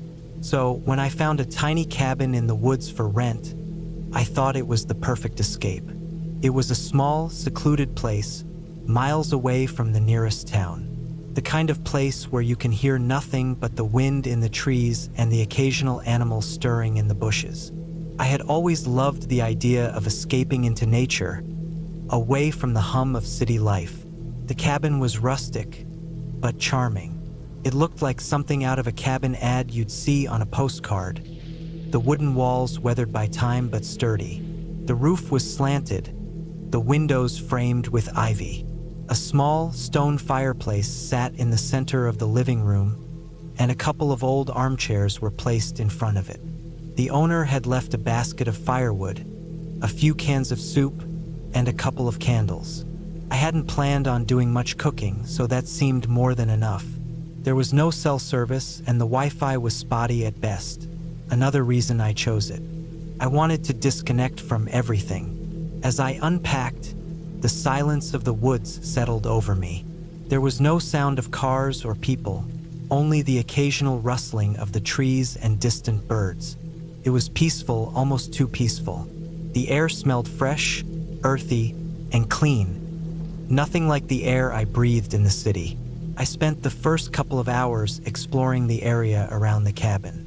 The woods were dense, the trees towering over me in every direction. The ground was soft and damp, with thick moss growing over rocks and fallen logs. I wandered down a narrow, overgrown trail that seemed to be leading nowhere. As I walked, the sense of isolation started to feel more intense. There was no one for miles, and the only sounds were the crunch of the leaves under my boots and the wind whispering through the branches. It was easy to imagine that I was the only person in the world. By the time the sun began to dip low in the sky, I felt a little uneasy. The shadows stretched long over the forest floor, and the light dimmed quickly, as if the woods themselves were swallowing the day. I headed back to the cabin, eager to light a fire and relax. But when I got inside, I noticed something strange. The door, which I was sure I had locked when I left, was slightly ajar. Not wide open, but enough that a draft from outside was creeping in. I paused, my heart skipping a beat. Maybe I had forgotten to lock it, but I was sure I had. I stepped inside, making sure everything else was in place. The firewood was where I'd left it, the chairs in front of the fireplace undisturbed. But there was a subtle shift in the air, a tension that hadn't been there before. It felt as if someone else had been there, someone who had left in a hurry. Shaking off the strange feeling, I decided to start the fire. I grabbed the matches from the basket, struck one, and lit the dry wood. The fire crackled and popped, warming the room. Still, that feeling of unease lingered in the back of my mind. I tried to tell myself it was just my imagination, but something didn't sit right. As the night wore on, I settled into an easy routine, reading, drinking a can of soup, and enjoying the crackling of the fire. I didn't bother turning on the lights, preferring the warm glow of the flames. The woods outside were pitch black, and I had the sense that they were closing in on me. The isolation was comforting at first, but now it felt more suffocating. There was no sound coming from the outside, just the soft hiss of the fire. I tried to ignore the feeling, but when I turned off the lamp and lay down on the small couch near the fire, I couldn't shake the growing sense that I wasn't alone. The silence felt oppressive, unnatural. I kept glancing at the door, half expecting it to swing open, but it remained still. Maybe it was just the weirdness of being so far removed from civilization. It had been a while since I'd spent a night in such complete isolation. I must have dozed off for a while, because the next thing I knew, I woke up to a soft creaking sound. My eyes snapped open, and I was immediately alert. The fire had burned down to embers, but I could still see a faint glow from the fireplace. The sound came again, a slow, deliberate creak of wood, like someone walking on the porch. I held my breath, listening. The sound stopped. I sat up and glanced at the clock on the wall. It was past midnight. The cabin was supposed to be empty. The nearest neighbors were miles away, and the only people who knew I was here were the owner and the friends I had mentioned the trip to. So why was someone on the porch? For a long moment, I didn't move. I couldn't decide whether I should go investigate or hide. The rational part of me told me that it was probably just an animal, maybe a raccoon or a deer, but I had the distinct feeling that it wasn't an animal. It wasn't the typical shuffle of an animal's feet. It was too deliberate, too heavy. Another creak, then a faint scrape, as if something or someone was dragging along the porch. My heart thudded in my chest. Slowly, I stood up, trying not to make a sound. I crept to the door and pressed my ear against it. I could feel my pulse in my throat. The house was silent again, but there was no mistaking the sensation that something wasn't right. I didn't know what I expected to find, but it definitely wasn't what happened next. The door creaked open just a bit further. Someone was pushing it. I yanked the door shut with a crash, my hands shaking as I locked it. My mind raced. I checked the windows to make sure they were all securely closed, but I didn't feel safe. I knew I wasn't alone anymore. I grabbed my phone, but as expected, there was no signal. I was cut off, completely isolated. I had to make a decision. Stay inside, hoping whoever was outside would leave, or try to leave myself. But the thought of stepping outside into the woods, in the pitch black of night, with someone possibly lurking out there, was terrifying. The only thing I had was my flashlight, which I realized now was barely half charged. I thought about calling the owner of the cabin, but he was probably hours away, and even if I could reach him, what good would it do? I was stuck here alone with whatever was outside. I debated for what felt like hours, but eventually, I decided to stay inside. I moved the chairs in front of the door, hoping it would offer some extra protection. I tried to calm myself, taking deep breaths and telling myself it was probably just someone passing by, maybe a hunter or a hiker who had lost his way. But deep down, I knew that wasn't likely. The hours dragged on in complete silence, the kind that's suffocating and makes you second-guess every sound. I kept hearing that faint scraping noise again, this time coming from the back of the cabin. It sounded like someone was pacing, back and forth. Then, at around 3 a.m., I heard something that froze me in place. A faint knocking at one of the windows, slow and methodical, like someone trying to get my attention without saying a word. I couldn't take it anymore. I grabbed my flashlight and went to the back door, looking out into the darkness. There was nothing there, just trees, shadows, and the lingering chill of the night. Still, my gut told me something wasn't right. I stayed up the rest of the night, jumping at every sound. The knocking had stopped, but I kept hearing faint movements, like footsteps, around the cabin. I didn't sleep a wink. By the time morning came, I was exhausted. The sun was rising, and the world outside was calm again. But I didn't feel any better. I had to leave. I couldn't stay there any longer. I gathered my things quickly, making sure nothing was left behind. As I walked out the door, I glanced around one last time. The woods were quiet, peaceful even, but I could still feel that weight in the air. I didn't look back as I made my way down the path, hoping that whatever had been there would stay behind.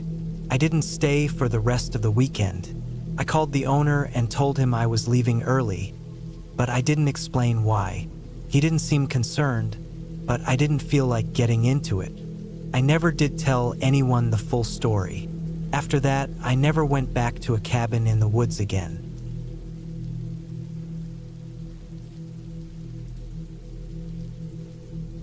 I had been planning this weekend getaway for months, ever since life had gotten too chaotic. The city, the noise, the constant rush. I just couldn't take it anymore. So, when a secluded cabin rental popped up on one of those remote getaway sites, I jumped on the opportunity. It seemed perfect. No neighbors for miles, nestled deep in the forest. A chance to disconnect and unwind. The cabin wasn't fancy. In fact, it looked a little worn down in the pictures. But that's what I liked about it. There were no frills, no distractions. Just me, nature, and quiet. It was exactly what I needed. The owner was an older man, quiet on the phone, but he assured me the place would be waiting when I arrived. When I pulled up to the cabin after a long, winding drive through empty dirt roads, I felt a wave of relief. There it sat, nestled between thick trees, its small wooden structure weathered but sturdy looking. There was no porch light on, but the daylight still hung low in the sky. I grabbed my duffel bag from the trunk, took a deep breath of crisp, pine-scented air, and made my way to the front door. The key was hidden under a rock, just like the owner had said. I unlocked the door and stepped inside. It was small, cozy even. A single room with a kitchen off to the side. A fireplace sat at one end, with a few chairs around a worn-out rug. A small table sat near the window, which overlooked the dense forest. There was an old couch, a couple of mismatched chairs, and a bookshelf with a few dog-eared novels. The whole place smelled of wood and must, but it felt homey in a way. I dropped my bag on the couch and looked around, appreciating the simplicity. There was no TV, no Wi-Fi, no distractions. I'd brought a couple of books, but I planned to spend most of the weekend hiking the trails nearby. The forest was dense, the air pure, and the sky untouched by the constant haze of city lights. After unpacking, I decided to get started on dinner. The cabin had all the basic amenities, including a rusty stove and an old fridge. I pulled out the ingredients I'd brought along, hoping to make something simple and filling. The small kitchen felt safe, warm. The sound of the stove heating up was oddly comforting in the quiet. That's when I first heard it. A faint thud came from outside. I froze, my heart rate spiking just a little. My first thought was that it was an animal, maybe a deer or a bear. There were plenty of wild animals around these parts. I went to the window, peering out into the growing darkness. Nothing, just trees. The thickening shadows obscured everything beyond the window's reach.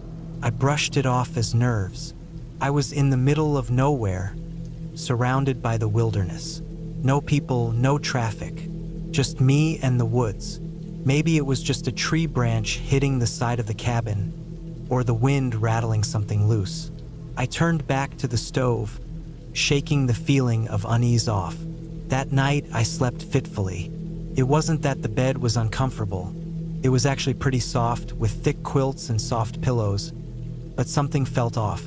The darkness outside felt a little too close, and I kept imagining shapes moving just beyond my window. Every creak of the cabin seemed amplified, the wood groaning under its age. I finally managed to fall asleep, but woke up around 3 a.m. to a strange noise, a scraping sound. At first, I thought I was dreaming, but then it came again, a sharp scraping sound, followed by a thud. It was coming from the roof. I sat up in bed, my heart pounding. I felt stupid. Maybe it was just an animal, maybe a raccoon or something climbing around, but something about it made the hair on the back of my neck stand up. I didn't move. I just listened. The sound stopped. I waited, holding my breath, but nothing else came. I tried to convince myself it was nothing. The sounds of the woods were strange, unfamiliar, and if you sat still long enough, your mind could make something out of nothing. But then I heard footsteps, faint but unmistakable. Someone walking around the cabin. The sound was slow, deliberate. My blood ran cold. I'd made sure the door was locked. I checked every window before bed, made sure everything was secure. There was no one out there. I lay still in the dark, waiting for the sound to stop.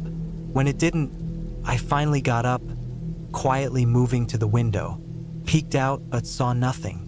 The yard was bathed in moonlight, the trees casting long shadows across the dirt. No movement. I wasn't sure what to think.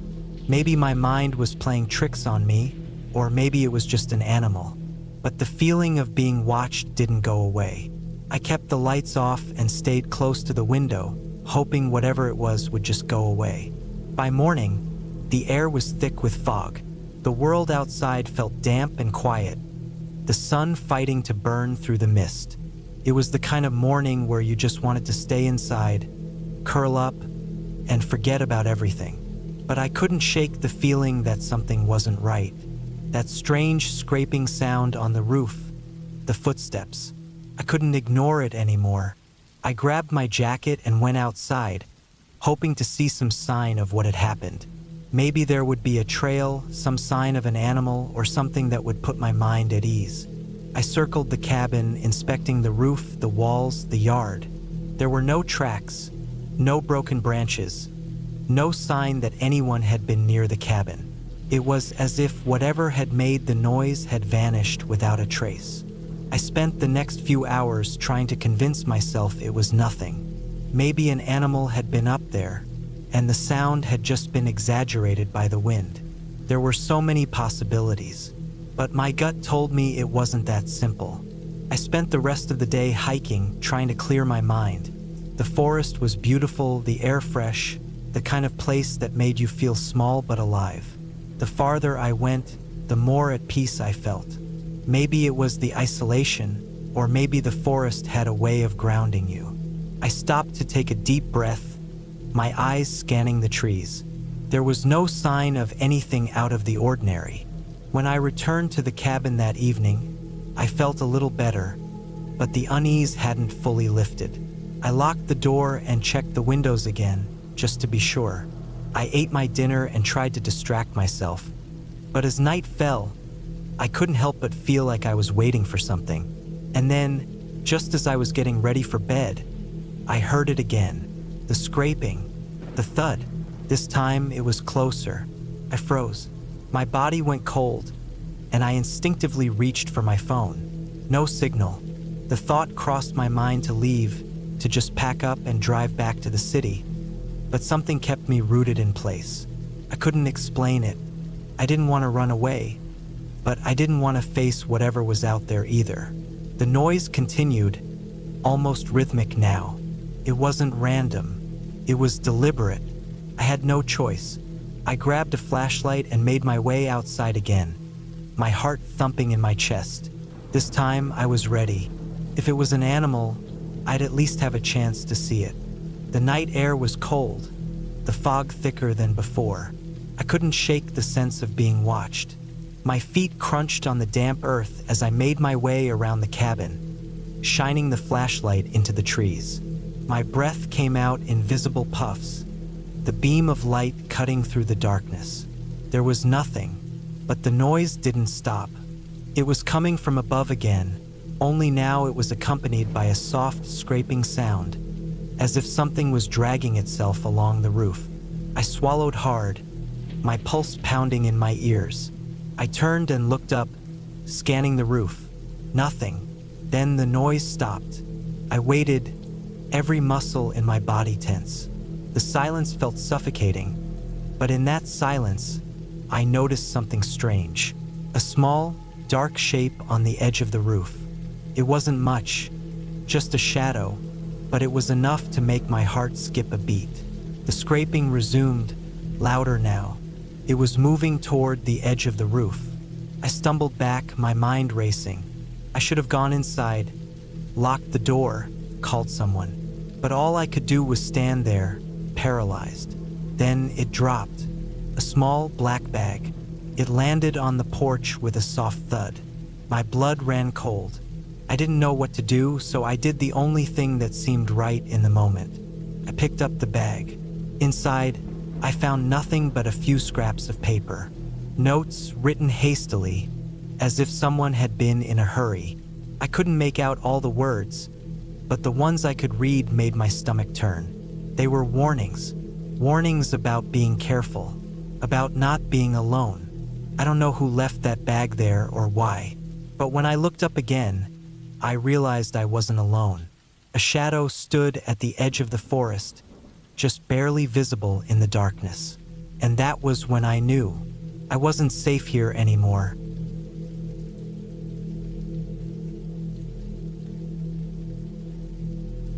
It started with a weekend trip.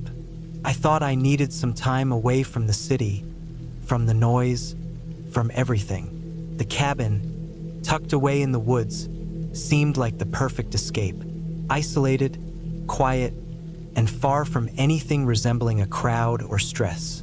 It belonged to a friend of a friend, a place he rented out to a few people, but I had heard good things about it.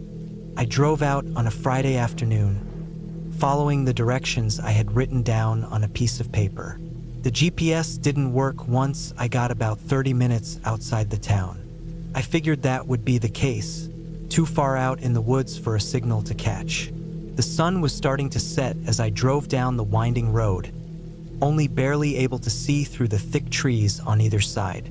I passed a couple of turnoffs that seemed abandoned, but I didn't think much of them. The road had become increasingly bumpy, and my tires crunched over gravel and dirt, kicking up dust behind me. Eventually, I saw the cabin in the distance. The place looked exactly like what I imagined. A small, wooden structure sitting under the shade of towering trees. A chimney rose from the roof, smoke trailing into the sky. The lights inside were on, a sign that the place had been lived in recently.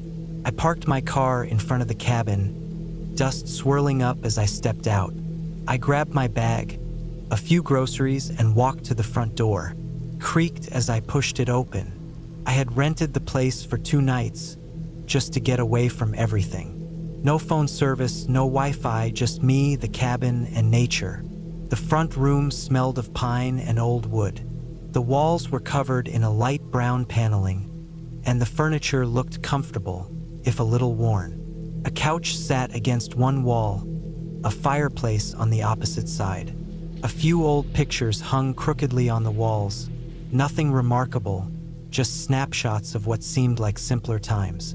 I made my way to the kitchen, which was small but functional.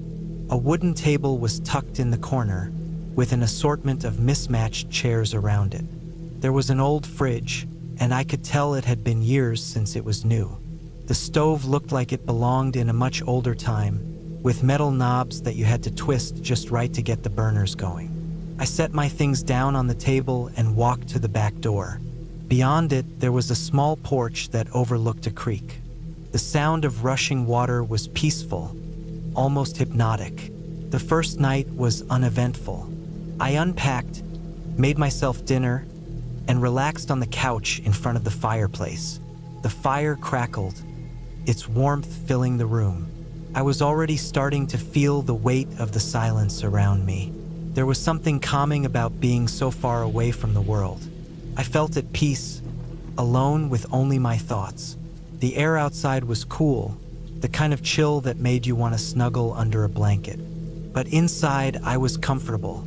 By the time the fire had died down and I was ready for bed, I couldn't help but notice how quiet it had become, the kind of silence that fills your ears. It was so still, I could hear the creak of the floorboards when I shifted in bed. I tried to ignore it, telling myself that it was just an old house settling. But then, in the dead of the night, I heard something else. It was faint at first, like a tapping. It was too rhythmic to be the house settling, too consistent. I froze. The sound was coming from outside, near the back of the cabin. It was a tapping noise, like someone knocking on the wood. I lay there, eyes wide open, listening. The sound didn't stop, kept going slow and steady. Top, top, top. I convinced myself it was nothing, just the wind or an animal, maybe a branch hitting the cabin. But I couldn't shake the unease crawling up my spine. I sat up, straining to listen. The tapping had stopped, and for a moment the silence felt even thicker. But then I heard something else. It was like a scraping sound, followed by a thud. I couldn't stay in bed any longer. I slipped out from under the covers, grabbed a flashlight, and carefully crept toward the back door. My heart was beating hard in my chest. I reached for the handle, my hand trembling. I could feel my pulse in my fingertips. The door opened slowly with a creak, and I stepped outside onto the porch. The night was colder than I expected, and I could see my breath in the air. The creek was still rushing nearby, but the tapping had stopped. Everything was still, too still. I turned the flashlight toward the woods, but the beam only illuminated the dark, thick trunks of the trees. There was nothing there. The porch was empty, and there were no signs of anything unusual. No animal tracks, no broken branches.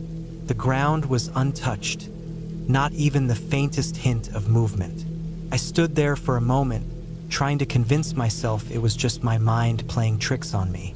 The silence pressed in from all sides. It was almost suffocating. After what felt like an eternity, I stepped back inside, locking the door behind me. I turned off the flashlight and went back to bed, though I didn't sleep much the rest of the night. The next day, I tried to shake off the weird experience. I told myself I had just been spooked, that the sounds I heard were probably just animals or the wind.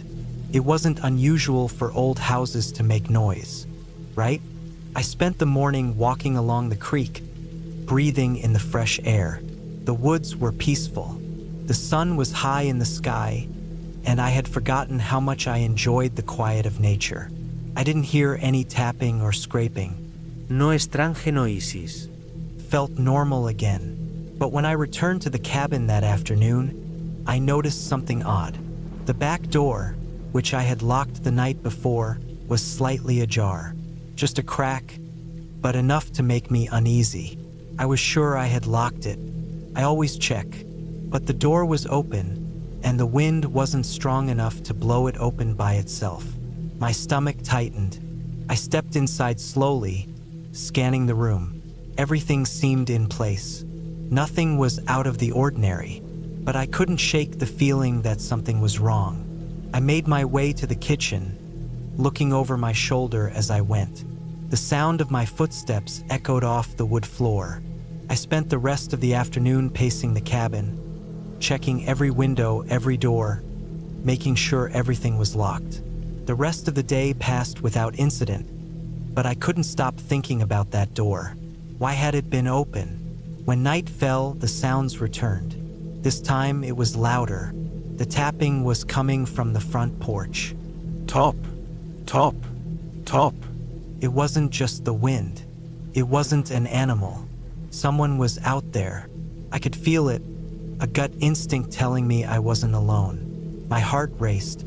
I grabbed the flashlight again, stepped out onto the porch, and aimed the beam into the darkness. Nothing. The woods were still. No movement. No sign of anyone. But as I stood there, something caught my eye.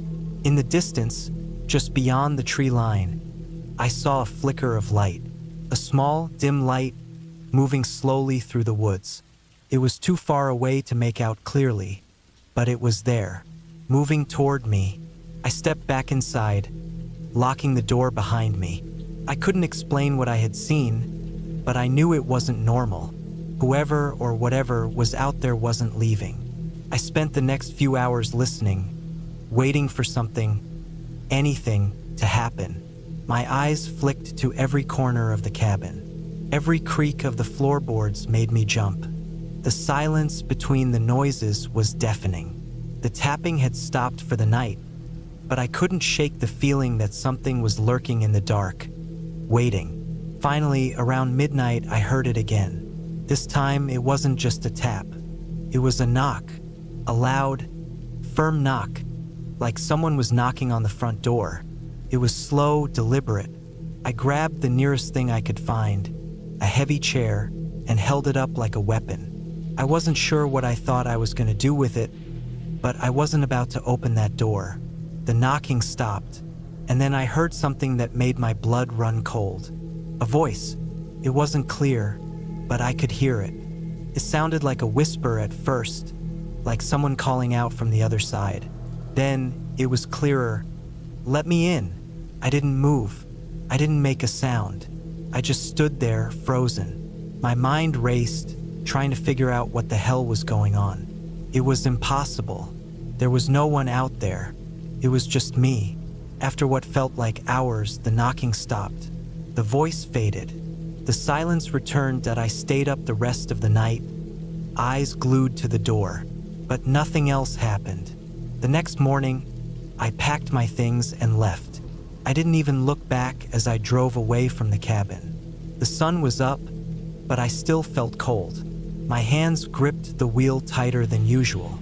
I didn't know who or what had been out there, but I had no intention of finding out, and I never went back.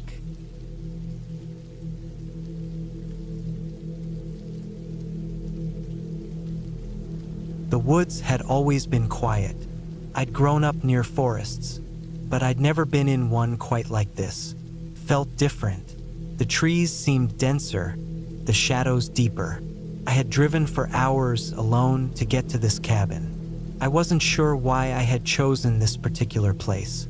Maybe it was the allure of isolation, the promise of silence, or the need for something different. Either way, I was here now, and there was no turning back.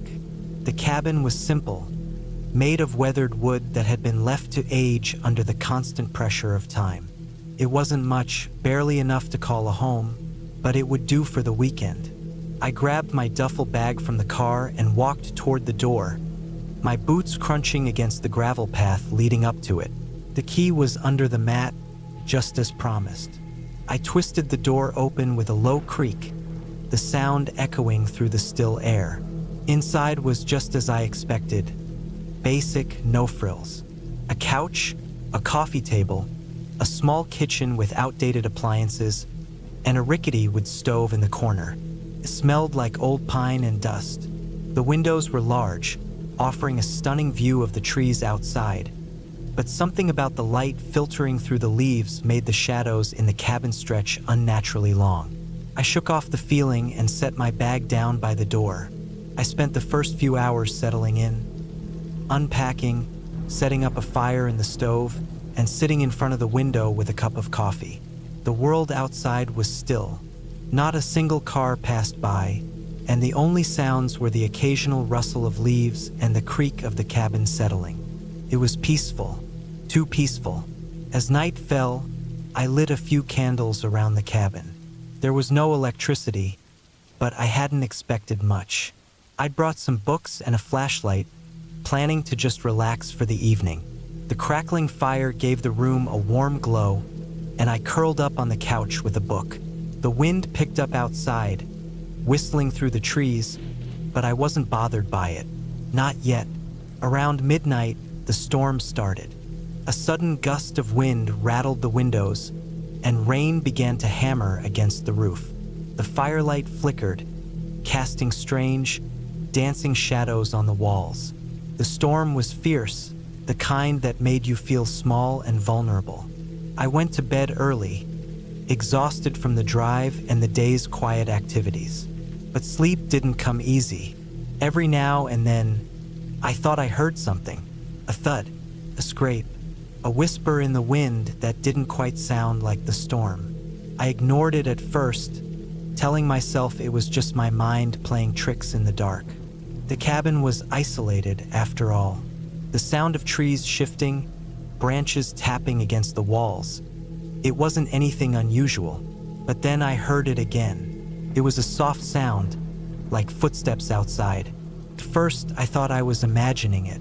Maybe the storm had brought in some animals, or the wind was making the trees creak in strange ways. But the sound was too deliberate, too close. I sat up in bed, straining to hear. There was a pause, then a faint scraping sound at the door. My heart skipped a beat. The wind? The storm? Or something else? I grabbed the flashlight from the bedside table and slowly, cautiously, got out of bed. The beam cut through the darkness, trembling in my hand. I tiptoed to the door, pausing at the threshold, listening intently. The cabin felt suffocating in its silence. No more footsteps, no more scraping, just the storm outside. I hesitated. Maybe it was nothing. Maybe I was just too tired, too on edge from the isolation. But something nagged at me, a feeling in the pit of my stomach that told me I shouldn't ignore it. I unlocked the door and cracked it open, shining the flashlight outside. The storm raged on. Sheets of rain blurred the ground, making it difficult to see. The flashlight's beam scanned over the porch, the gravel, and the trees just beyond. Nothing. No footprints, no evidence of anyone being there. I closed the door and locked it again, trying to brush off the unease. Maybe it was just a branch or some animal. I crawled back into bed, pulling the covers tightly around me. But the unease lingered. The storm howled outside, and I lay awake for what felt like hours, waiting for sleep to take over. Didn't. The next morning, I woke up to the sound of birds chirping, the storm having passed through the night. The cabin was bathed in soft morning light, the trees outside wet but still standing tall. Everything seemed peaceful again, but the events of last night still clung to me, like a weight I couldn't shake. I kept telling myself it was nothing. I had imagined it, or it was just the storm, or something.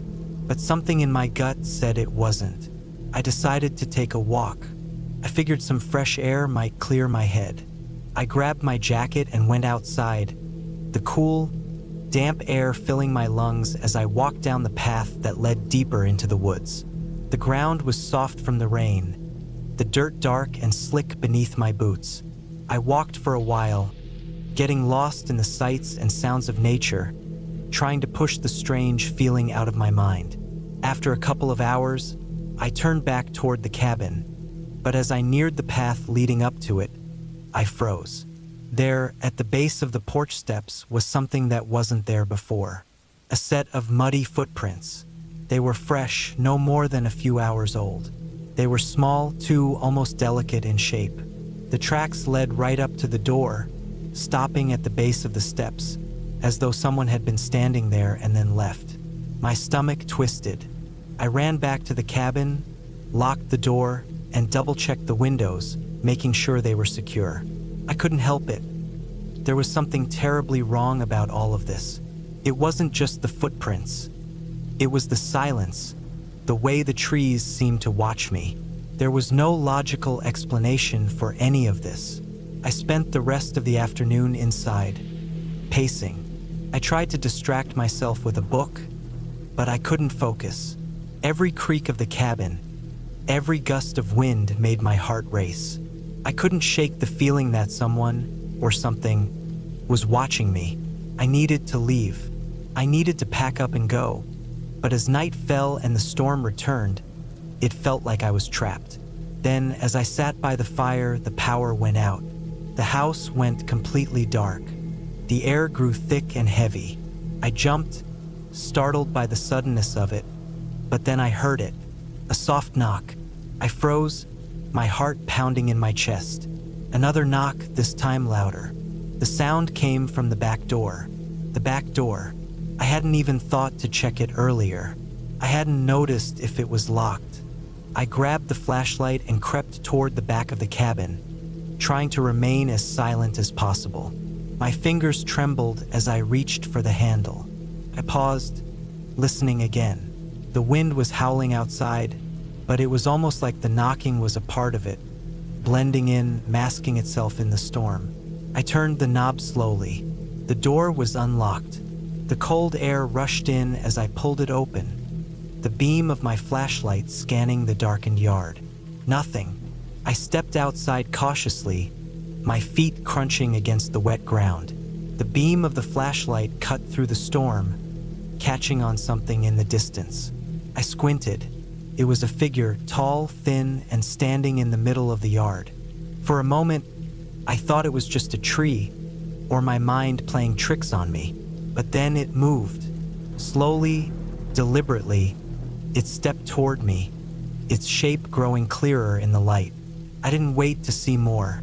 I slammed the door shut and locked it, bolting every window, every door. My hands were shaking. I grabbed my keys and rushed to the car, barely thinking, just wanting to leave. But as I got to the driveway, I saw it again. The figure. It was standing by my car, just staring. I couldn't see its face, just its silhouette. Without thinking, I jumped into the car, slammed the door, and drove off as fast as I could. My heart was pounding, my breath coming in ragged gasps. I didn't look back, couldn't. As I sped down the road, the storm still raging, I realized something. There was no way that person, whoever they were, could have gotten that close without me hearing them. They hadn't been making any noise, no footsteps, nothing. The figure hadn't been real. The storm had passed. The woods had quieted, and I was finally leaving. But I knew one thing for sure. The cabin wasn't just a place. It was something else, something wrong. I never went back.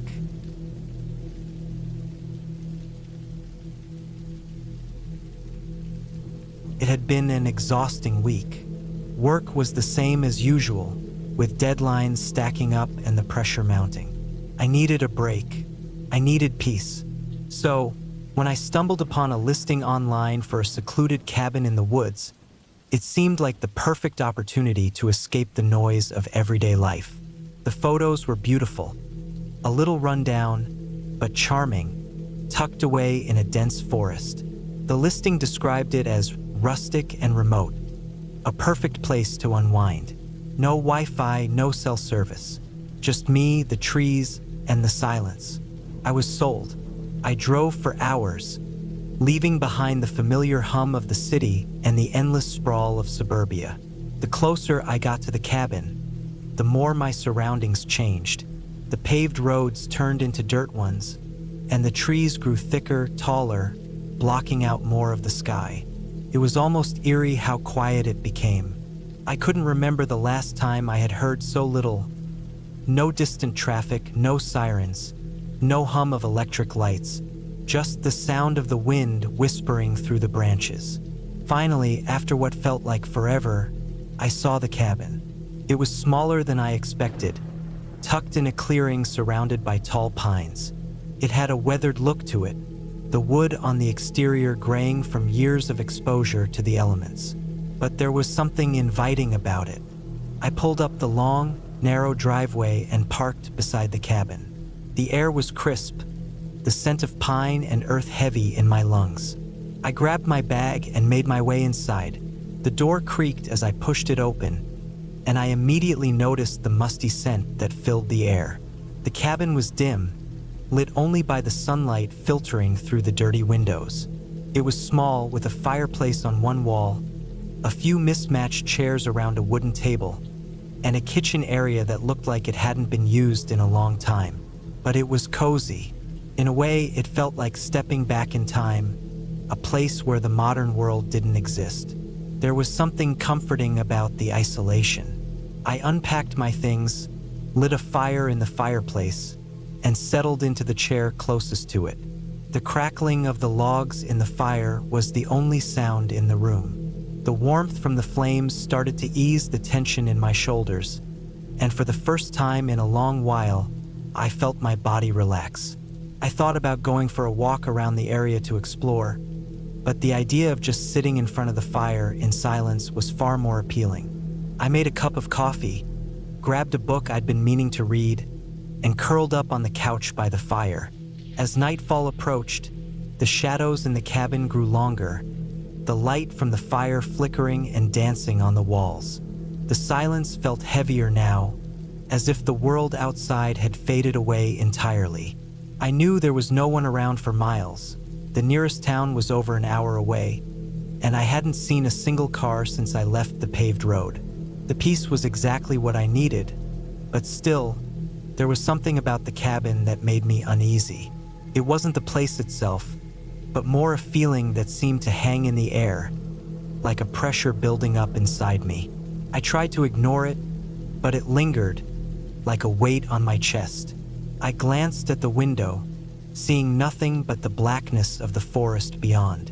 The wind outside picked up, making the trees creak and groan. I could hear the occasional snap of a twig breaking in the distance.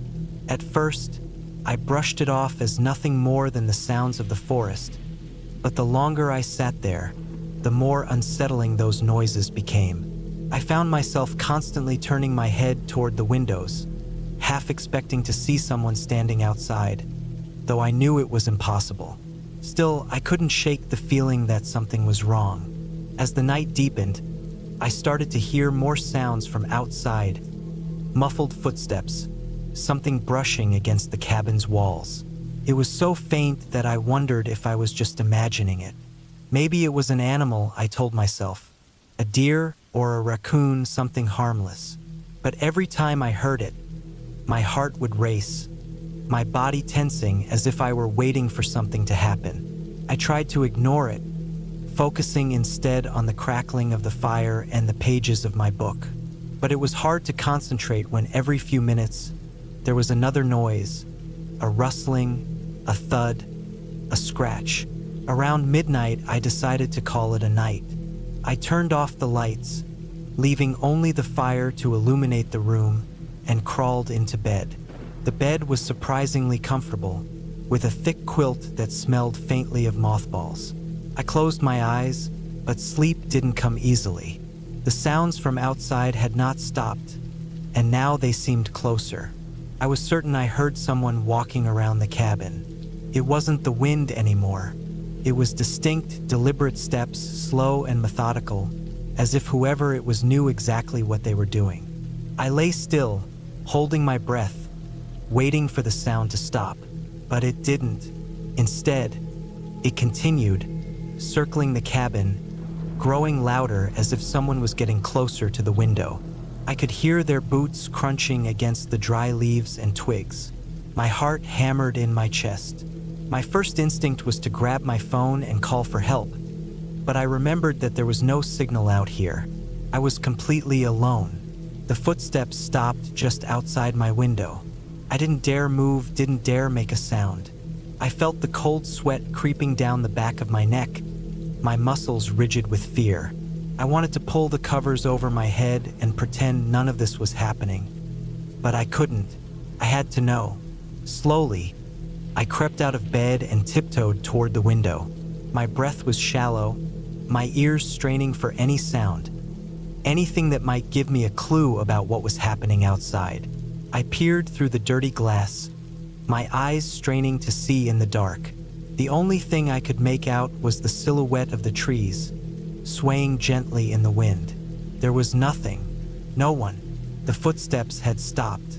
I stood there, heart still racing, trying to convince myself that I had imagined it. Maybe it was just the wind playing tricks on me. But then I saw it.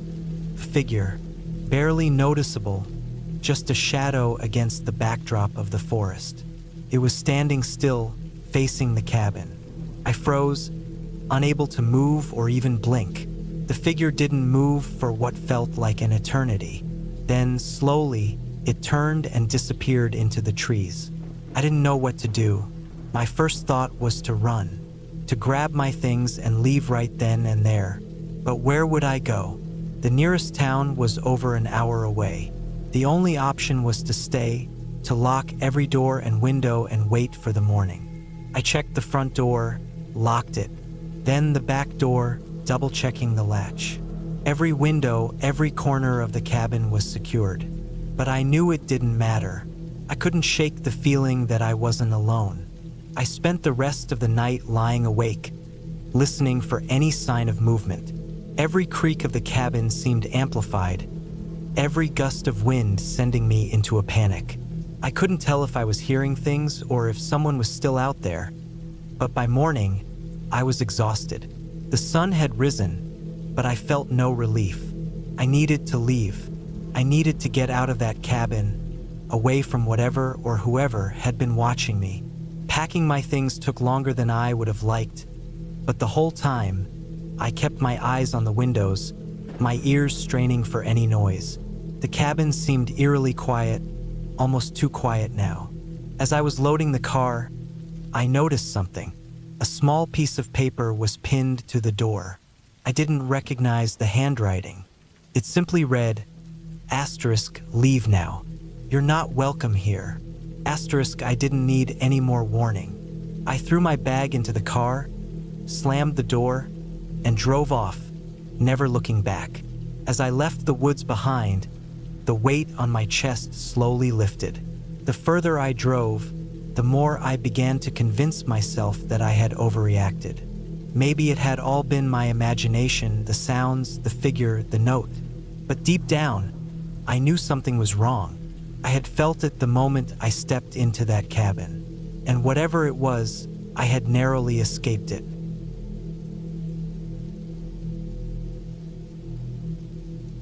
When I agreed to the cabin trip, I was looking for a weekend of peace and quiet, away from the constant noise and bustle of city life. A simple, serene retreat. I hadn't anticipated anything going wrong. Not even a little bit. I thought it would be perfect. The cabin sat nestled in a small clearing within the woods, far enough from civilization to offer a sense of isolation. The drive up there had been long, twisting roads surrounded by towering trees that seemed to blur together. The GPS had barely worked once we were out of the main town, and the only signal we could get was sporadic at best. Still, I was excited. There was a lake nearby, a small one, where I planned on fishing for the first time in years. The fresh air, the quiet, the chance to get away. It all seemed like a perfect way to recharge. When I arrived, the cabin looked exactly like I expected. Simple, wooden, a little rustic, but welcoming. The front porch had a rocking chair, a small table with 2 chairs, and a weather-worn doormat that read, "Welcome." It was cute, cozy, just as I imagined. But something about the stillness made my stomach tighten, even though I couldn't put my finger on why. There was no one around, not even the usual sounds of birds or insects, just silence. I shook it off. I was just overthinking, I told myself. Maybe it was the isolation that was throwing me off. But still, I couldn't shake the feeling that something was off. Inside, it was just as rustic as the outside. A big stone fireplace on one wall, a small kitchen with a vintage stove and refrigerator, and 2 bedrooms down a narrow hallway. The windows were covered with plaid curtains, and there was a small table in the corner for eating. Everything was wooden, from the floors to the beams in the ceiling. It all smelled like old pine, musty but comforting in its own way. A place meant to escape to, not be stuck in. The first night was uneventful. I unpacked, explored a little, and sat by the fireplace with a book. The crackling of the fire was soothing, and I managed to get a good night's sleep. But when I woke up the next morning, that strange feeling came back. It was subtle but persistent, something tugging at the back of my mind. I went to the window, opened the blinds, and looked out at the lake in the distance. It was still glassy, almost too quiet. The only thing moving was the occasional ripple of wind over the water. There wasn't even a breeze. I decided to go out for a walk, maybe clear my head. The trail to the lake was overgrown but still passable, with a narrow path worn through the grass and shrubs. I pushed through, the thick brush brushing against my legs, the sound of twigs snapping underfoot the only noise around.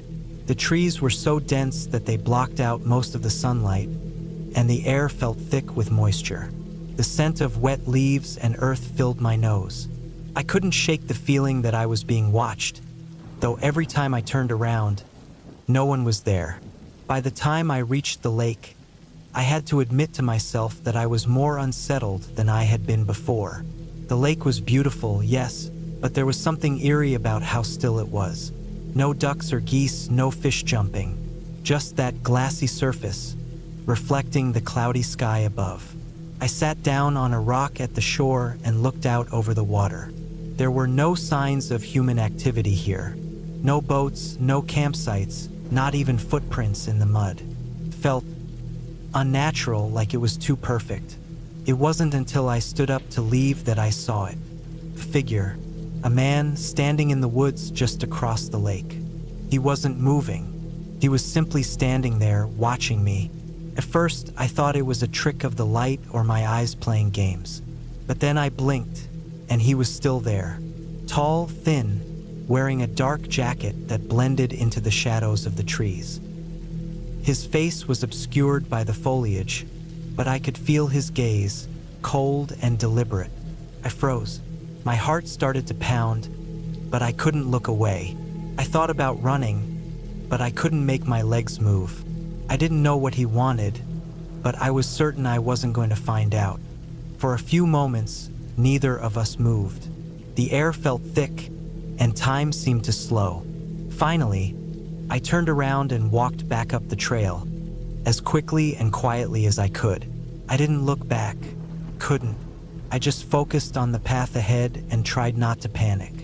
It wasn't until I reached the cabin again that I allowed myself to breathe. My chest ached, my heart still racing. I locked the door behind me, pulled the curtains shut, and stayed inside for the rest of the day. I couldn't bring myself to go back to the lake or even outside at all. Every noise I heard, whether it was the wind, the creaking of the old wood, or the distant hoot of an owl, made my skin crawl. That night, I sat by the fireplace again, trying to focus on the warmth, the crackling wood, anything to distract myself from the strange encounter. I kept thinking about that figure by the lake. Why had he been there? Who was he? What did he want? I tried to reason with myself. Maybe it was just someone else staying out here, maybe someone else hiking in the woods. But something told me that wasn't the case. It felt too intentional, too deliberate. I stayed up late that night, but sleep didn't come easily. Every time I closed my eyes, I saw that figure. And every time I opened them, I was sure I heard something. Movement outside, just out of view. By the time morning came, I was exhausted. But when I looked outside, there was something new. Footprints. Large, deep impressions in the dirt leading up to the cabin. They weren't animal tracks. They were too deliberate, too human. I could feel the panic rising in my chest. I hadn't seen anyone around here since I arrived. And now this. I tried to stay calm, told myself I was just imagining things, but the tracks were real. They circled the cabin, slowly, as if someone had walked around it, checking every corner before they disappeared into the woods. I didn't know how long they'd been there, or if the person who made them was still nearby. I grabbed my phone to call for help, but of course, the signal was gone. I'd barely had a connection since I arrived, and now it was completely dead. I bolted the door and sat by the window, waiting. I didn't know for how long. The hours dragged on, my mind racing with possibilities. I couldn't stay locked inside forever, but I didn't know what else to do. The thought of leaving crossed my mind, but the thought of being out there, alone, was terrifying. Then, as the sun began to set, I saw something through the window, a shadow, moving across the far side of the cabin. I didn't hesitate this time. I grabbed the nearest thing I could, a metal poker from the fireplace, and moved toward the door. I wasn't about to just wait and see what would happen next. I needed to be ready. I waited by the door for what felt like an eternity, every muscle in my body tense, the poker gripped tightly in my hands. The sound of the wind and the trees outside was the only thing I could hear. There was no sign of the figure anymore, no sign of anyone. But I knew they were out there. And then there was a knock. It was faint at first, but it was unmistakable. 3 slow knocks, one after the other. My heart pounded. I didn't know what to do. Should I open it? Should I scream? Should I run? I stood there, frozen, until I realized something that made my blood run cold. The knock wasn't coming from the front door. It was coming from the back door. I didn't move. Another knock, louder this time, followed by a scraping sound, like something or someone dragging across the wooden porch. Then a low, grating voice. "You're not alone." I couldn't speak. I could only hear the sound of my own breath, shallow and fast. The fear, thick and suffocating, settled in my chest, and my body went cold. Suddenly, there was no more noise, no knocking, no scraping, no voice, nothing, just silence. I dared not move. It took me a long time to work up the courage to check the back door. I didn't open it, but I slowly peered through the crack in the curtains. There was no one there, no footprints, no signs of anyone, just the dark woods beyond. For the first time since I'd arrived, I felt a sense of relief. Maybe I had imagined it all, or maybe the person was just someone passing through. I didn't know, and at that moment I didn't care. I stayed locked inside, waiting until the sun came up. The next morning, I packed my things, checked every corner of the cabin one last time, and left. I didn't look back. I didn't care who or what had been out there. All I wanted was to get back to the safety of the world I knew. I never went back to that cabin, and I never will.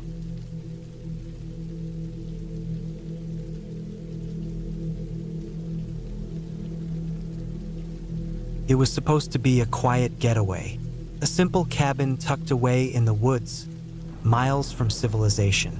No distractions, no obligations, just me and the wilderness. I needed to disconnect, to breathe, to get away from the chaos of my life. So when I found the cabin on a small cabin rental site, it seemed perfect. The reviews were mixed, but the idea of being completely alone was a pull I couldn't resist. The drive was longer than I expected. My GPS had a hard time keeping up with the winding roads. It felt like every turn took me further into the middle of nowhere. But the scenery was beautiful, especially as dusk began to fall. The towering pines and dense woods gave the feeling of isolation, like I was being swallowed up by the forest. When I finally reached the cabin, it didn't disappoint. The wooden structure stood sturdy against the backdrop of thick trees. There was a small front porch with an old rocking chair, and the door creaked slightly when I pushed it open. Inside was rustic but comfortable, simple wooden floors, a stone fireplace, and old-fashioned furniture that looked like it belonged in a different time. It was cozy in a way that made you feel like you were stepping into a place that time had forgotten. I immediately felt the stress of the outside world fade away. I unpacked my things, set my bag in the corner, and decided to explore the area around the cabin. The woods stretched out for miles in every direction. There were no roads nearby, no other houses, just the trees and the occasional chirp of a bird. It was peaceful, too peaceful almost. The silence was heavy, oppressive, like the land itself was holding its breath. I shrugged it off as part of the charm. The air was crisp, and I found a trail that seemed to lead deeper into the woods. But I didn't go far. There was something unsettling about the quiet. Not the quiet that comes with peace, but the kind that makes your skin crawl, like the woods were watching me.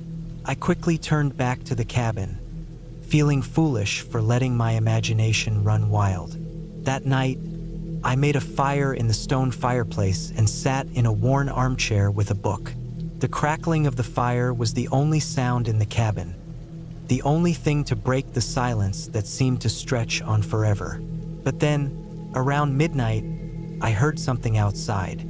It was a faint noise, like the snapping of twigs or leaves crunching underfoot. I told myself it was just an animal, maybe a deer or a raccoon. I waited a moment, listening, but when the noise came again, I felt a shiver run down my spine. It wasn't the sound of an animal moving through the underbrush. It was too deliberate, too human. The hair on the back of my neck stood up. I stood slowly, walking to the window and peering out into the night. All I could see were the shadows of the trees, their branches swaying gently in the wind. The moon was barely visible behind the thick canopy of leaves, casting an eerie glow over everything. There was no one out there. I chalked it up to my nerves, but the uneasy feeling lingered. I made sure the door was locked and sat back down. I tried to focus on my book, but my eyes kept flicking to the window. I couldn't shake the feeling that I wasn't alone. The next day, I decided to spend some time exploring the cabin's surroundings. I knew the nearest town was miles away, but I figured I could walk down the road and see if there was anything worth checking out. As I made my way down the dirt road, I couldn't help but feel like I was being watched.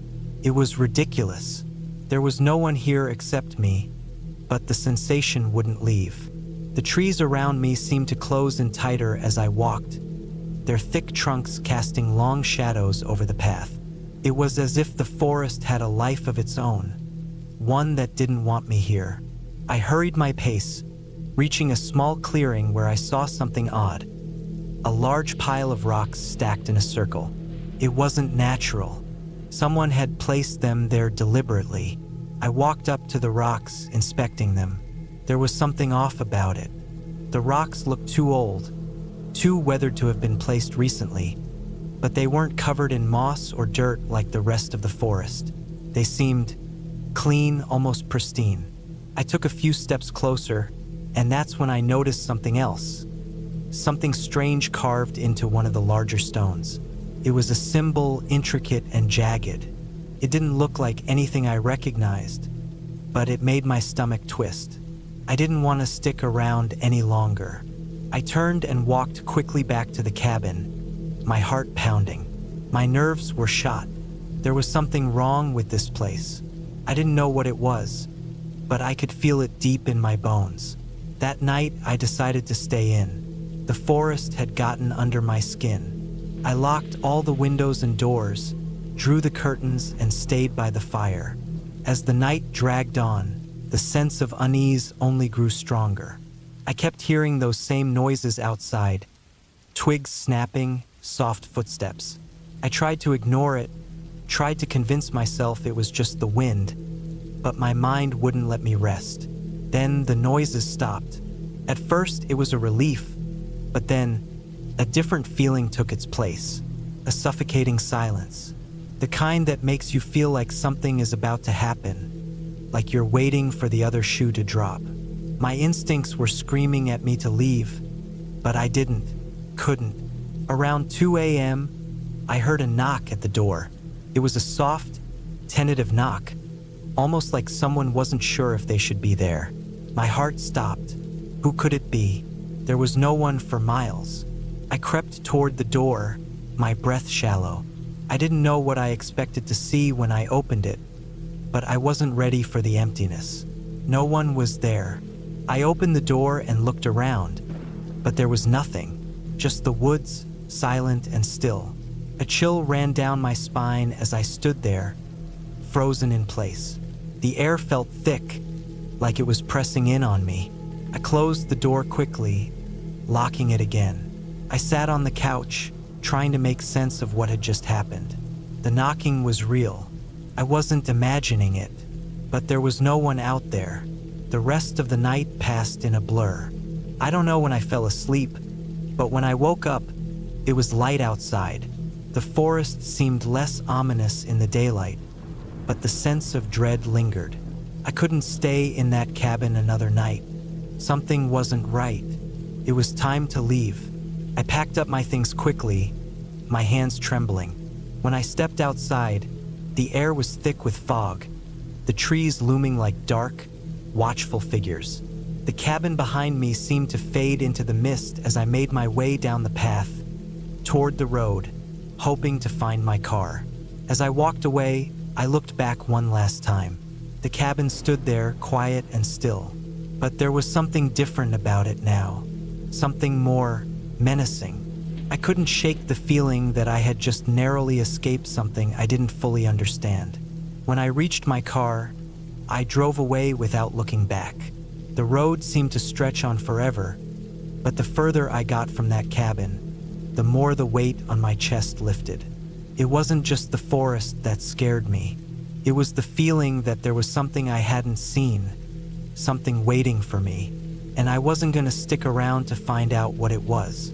I didn't tell anyone about what happened. I didn't think anyone would believe me, but as the days went on, I couldn't stop thinking about that cabin. I couldn't shake the feeling that whatever had been there, it wasn't finished with me.